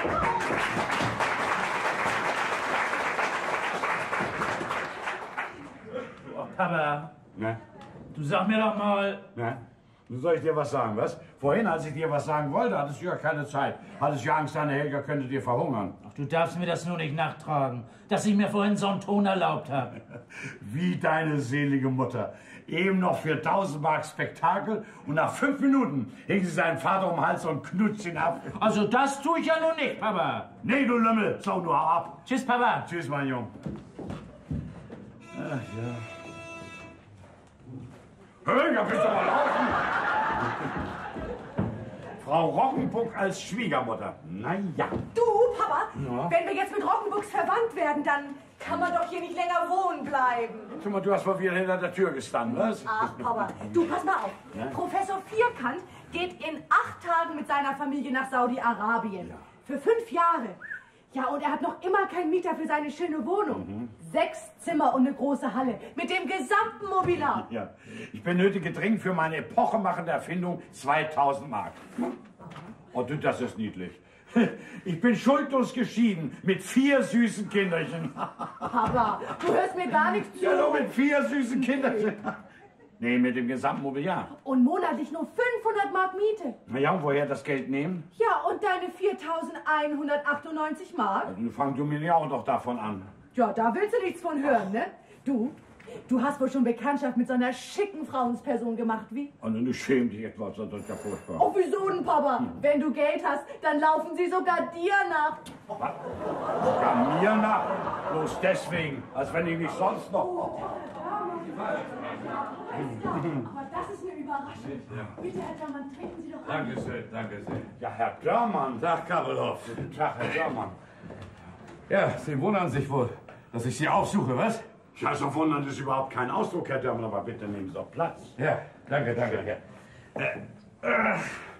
die Kur in Bad Bramstedt beendet, Herr Dormann? Hat sich was mit Kur, wenn Sellenkamp mit so einer Hiobsbotschaft kommt. Na ja, von wegen Herrn Langbein, meinen Sie? Langbein, ja. Der lange Finger gemacht hat und dann mit seinen langen Beinen ausgekniffen ist, nicht? Und Sie denken sich nun so im Stillen, das schadet dem ollen Dörmann gar nichts. Warum hat er auch den Rat von seinem Schwiegersohn befolgt und Langbein den Posten gegeben, den ich all die Jahre gehabt habe? Das denke ich nun nicht, Herr Dormann. Ach, tun Sie doch. Aber dass Sie sich gestern so einfach mir nichts, dir nichts haben die Papiere geben lassen, bloß weil nicht genug Geld da war, um Ihnen den Wochenlohn auszubezahlen, das war nicht schön von Ihnen, Kabelow. War nicht schön von Ihnen. Deswegen doch nicht, Herr Dormann. So, deswegen nicht? Nee. Ja, und weswegen denn? Ja, sehen Sie mal, dauernd kriegte ich doch von Herrn Sellenkamp zu hören, mein Posten als Bote müsste nun bald durch eine jüngere Kraft ersetzt werden. Abends, ehe ich ins Bett ging, dachte ich, morgen kriegst du deine Kündigung. Und morgens, kaum hatte ich die Augen auf, dachte ich, heute wirst du entlassen. Also wenn es im Kontor hieß, Kabelow zu Herrn Sellenkamp reinkommen, dann dachte ich, nun ist es soweit. Und diese Angst, Herr Dörmann, in meinem Alter noch arbeitslos zu werden, das konnte ich einfach nicht länger ertragen. Und deswegen haben Sie Schluss gemacht? Ja, das ist aber auch meine Meinung, dass die Botenstelle durch eine jüngere Kraft ersetzt werden kann. Um mir das zu sagen, haben Sie sich hierher bemüht, Herr Dörmann? Ich bin hierher gekommen, um Ihnen zu sagen, dass auf dem Posten von Langbein nun wieder Julius Kabelow sitzen wird. Klar? Ich? Ja. Da konnte ich mir ja eigentlich gleich denken. Aber nee, Herr Dörmann, das mag gut gemeint sein, aber wenn ich diesen Herrn Sellenkamp wieder sehe... Sellenkamp, den habe ich doch zum Deibel gejagt, also Kabelow. Sie sind nun wieder mein Buchhalter, ja? Und denken Sie ja nicht, Robert, denn Dörmann ist schon pleite, nicht? Ja, das wäre ja auch ein Jammer um die alte Hamburger Firma. Ach, ich gebe ja zu, die Lage ist nicht gerade günstig. Ich habe die Banken schon allzu doll in Anspruch genommen. Leider. Ja, Herr Dörmann, wenn es Ihnen nicht allzu peinlich wäre, meine Hilfe in Anspruch zu nehmen, dann könnte ich Ihnen ja, nun sagen wir mal, vielleicht mit 100.000 Mark so ein bisschen unter die Arme greifen. Was sagen Sie da? Sie wollen mir mit 100... Also, nun muss ich aber lachen. Also, obwohl mir nicht nach Lachen zumute ist. Sie können doch gerne etwas mehr kriegen. Das kommt mir da gar nicht drauf an. Bitte schön, Herr Dörmann. Bitte sehr. Ja, wo habe ich denn meine Brille nun wieder? Die findet man, wo ist die? Ach, hier, ja. Ja, wie kommen Sie denn dabei, Kabelow? Herr Kabelow, wollte ich sagen. Herr Kabelow. Dazu kann ja jeder kommen, Herr Dörmann. Man braucht nur auf einem Lottoschein die richtigen Zahlen anzukreuzen. Am besten macht man das im Brand. 350.000. 350.000. Was ist für Geld aber auch? Was ist für Geld aber auch? Ja, und Sie wollen mir mit 100.000 unter die Arme greifen. Warum soll ich Ihnen nicht den kleinen Gefallen tun? Kleinen Gefallen? Ja, dann mache ich Ihnen einen Vorschlag. Unten steht mein Wagen. Ja, lass uns gleich zur Bank fahren. Einverstanden, Herr Dörmann. Dann auch gleich wegen Frau Alma Roggenburg-Witwe. Ist ja ein Abwaschen. Ach, ist es die mit den Taxen? Die Ja. von der Autovermietung? Ja. Ja, kennen Sie die denn? Ja. Mein ältester Sohn heiratet ja die Tochter. Das lasse ich mir aber gefallen, Kabelow. Da gehen wir nur, wenn es recht ist. Ja. Lissy! Ja, ich bin hier, Papa. Da konnte ich mir ja gleich denken. Mein Hut. Na, geht das denn nicht auch ohne Hut? Ich lasse Sie doch gleich wieder zurückfahren. Wie kommen Sie denn zu so einer hübschen Tochter, Kabelow? Habe ich selbst gemacht, Herr Dörmann.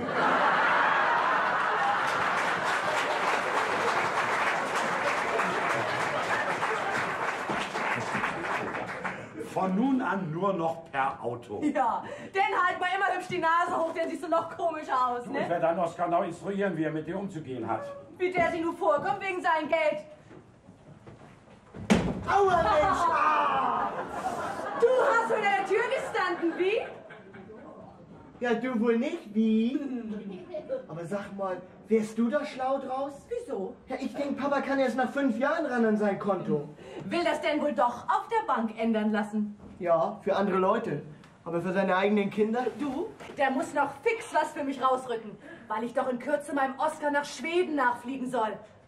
Ach, da weißt du wohl noch gar nichts von, wie? Klar, aber du weißt noch nicht, dass dein Oscar mir einen Job in der Seifenfabrik von seinem Onkel verschaffen will. Und weißt du auch, wer dieser Onkel ist?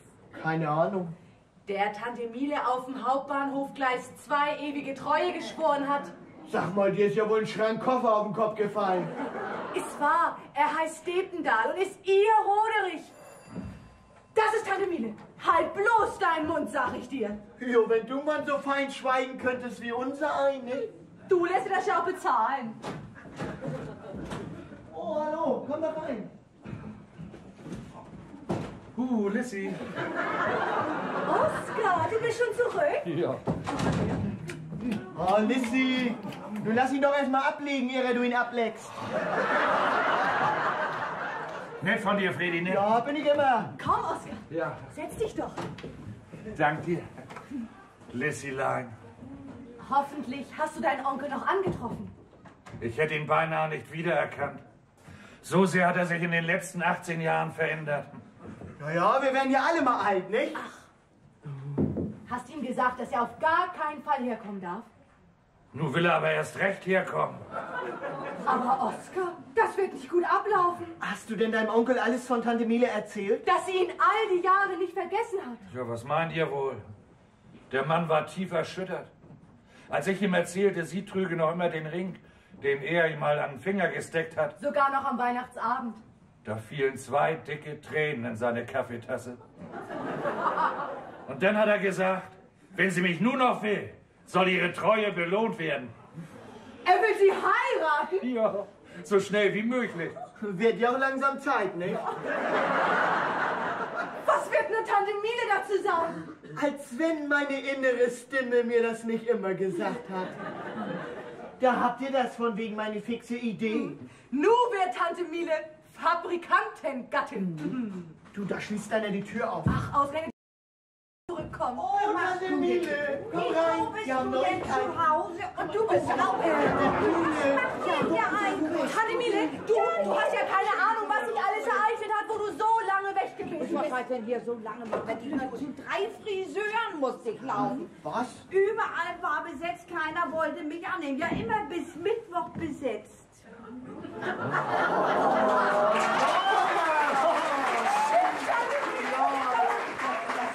ihr mir nun nicht sagen, was hier eigentlich los war? Komm, setz dich mal erstmal hin, du sonst fällst du um. Tante Miele, immer schön mit der Ruhe, hör erst mal schön zu. Ja, dann schieß doch endlich mal los, Mensch. Ja, also, zuerst war Frau Roggenburg hier. Nee, wegen ihrer Tochter, na, das mag ihr ja schön Krach gegeben haben, nicht? Da irrst du dich, Tante Miele. Frau Roggenburg ist als die zukünftige Schwiegermama von Rudel abgezogen. Ein Herz und eine Seele. Nein, soll das mit den beiden denn nun doch was werden? Oh, wie ist das schön, nicht? Ja, das ist ja noch nicht alles, ne? Ja. Und Herr Dörmann will Papa per sofort wieder als Buchhalter einstellen. Na, was sagst du dazu, Tante Miele? Also da sage ich bloß Gott sei Dank. Wie hätte es hier sonst auch weitergehen sollen, nicht? Zum Stempeln hätte er doch nicht gehen können. Mal kommen die Behörden ja doch dahinter, wenn einer so viel Geld hat, ne? Oh, das sind ja schöne Nachrichten. Ja, das Schönste kommt ja noch Ich muss erst. jetzt aber Das weg. macht Ihre Politik Ja, tu ich, ja, ja. Kein Hunger mehr. Tante Miele. Wie bitte? So darf ich ja nun wohl schon sagen, nicht wahr? Ach, Sie meinen wegen euch beiden, ne? Ich weiß doch Bescheid. Und Sie fliegen heute Abend nach Schweden. Na, hoffentlich geht ihr das nicht auch so wie Ihrer Tante. Och, Tante Miele, von Oskar und mir soll doch gar nicht die Rede sein.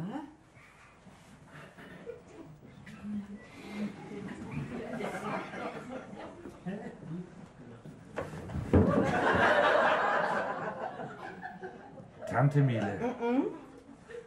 Jetzt ist der Tag gekommen, an dem Sie allen hier im Haus beweisen können, dass Ihre innere Stimme doch recht behalten hat. Und nix von wegen bloß eine fixe Idee. Sie wissen was. Kennt ihr Onkel mein Roderich zufällig? Tante Miele, ich habe gestern Abend beim Abendbrot nicht die Wahrheit gesagt. Ja, mein Onkel heißt gar nicht Pommerenke. Ja, ist ja mein Muttersbruder. Ja, wie heißt er denn? Heinrich Dependahl. Und Roderich und Emmerich. In Stockholm ist er also. Ja, aber warum hat er denn nie wieder was von sich hören lassen? Ja, er will gleich in der ersten Zeit 3-mal an seine Braut geschrieben haben. Ach, die Briefe können doch nicht alle 3 unterwegs verloren gegangen sein. Mensch, Tante Miele, nun kann ich mich wieder darauf besinnen, was mir Onkel Paul kurz vor seinem Tod von Oma erzählt hat. Ja, sie wollte ihre beiden jüngsten Kinder, dich und ihn, nicht aus dem Haus gehen lassen. Ihr solltet sie doch ernähren. Siehst du, Tante Miele? Dann hat sie die Briefe unterschlagen. Also zuzutrauen war ihr das. Mag Gott ihr das vergeben. Ja, und darum musste eure Tante eine alte Jungfer werden. Altes Stück Möbel. Wie sieht er denn aus? Ich habe ein Bild von Ja, ihm. meine Brille, die liegt da irgendwo schnell. Ich hab sie. Hier ist sie, meine Liebe. Vorsichtig, ne? Ja, natürlich, ja. Das ist allerdings bloß ein Passfoto. Ah, das macht ja gar nichts.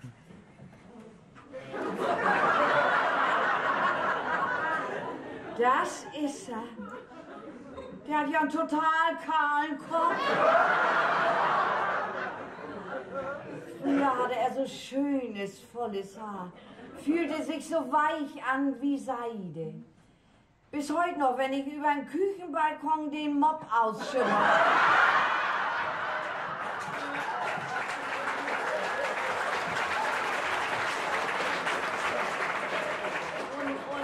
Und mit der Hand mal eben so über längs war, muss ich da immer an denken. Hab da ja zu gern mit beiden Händen im gewühlt. Dann hat er gar kein Haar mehr auf dem Kopf. Er soll gleich nach dem Tod von seiner zweiten Frau mal schwer krank gewesen sein. Von seiner zweiten. Er hat also zweimal geheiratet. Er hat aber doch vergeblich auf eine Antwort von dir gewartet. Er fühlte sich frei und nahm eine andere. Ah, ich hätte mir das ja auch schon längst denken können. Ich wollte mir das nur selber nicht eingestehen. Ich wollte was haben, wo ich gern an denken mochte, um mich abzulenken von all den Sorgen und Mühen hier. Gleich ist mir das wirklich nicht gefallen, die 3 Kinder von meinem Bruder groß zu machen. Und jeder Mensch hat doch was, wonach er sich sehnt.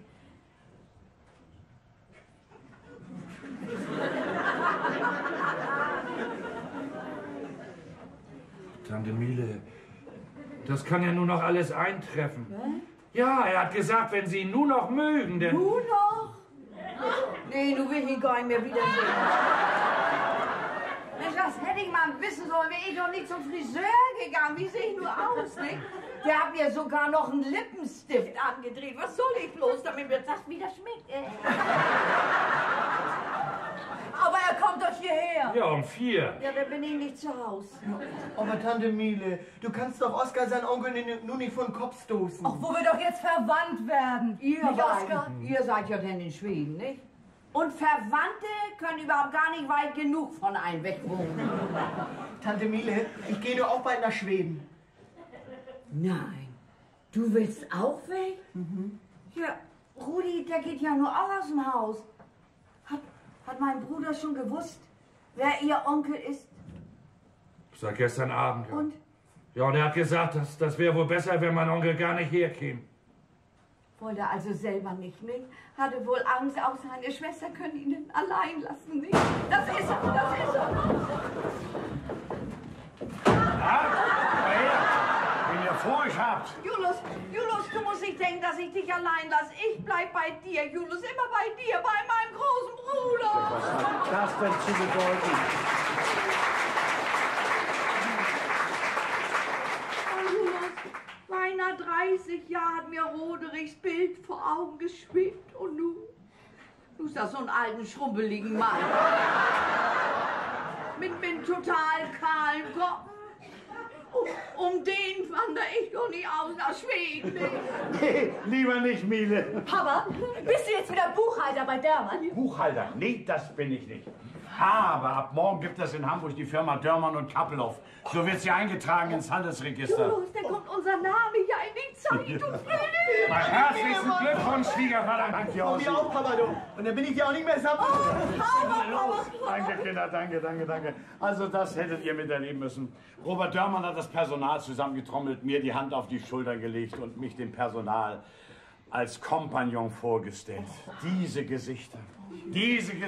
Oh, was hat man sich gestern noch alles mit mir erlaubt? Und nun, als ich aus dem Kontor ging, verneigt haben sie sich vor mir. Ja.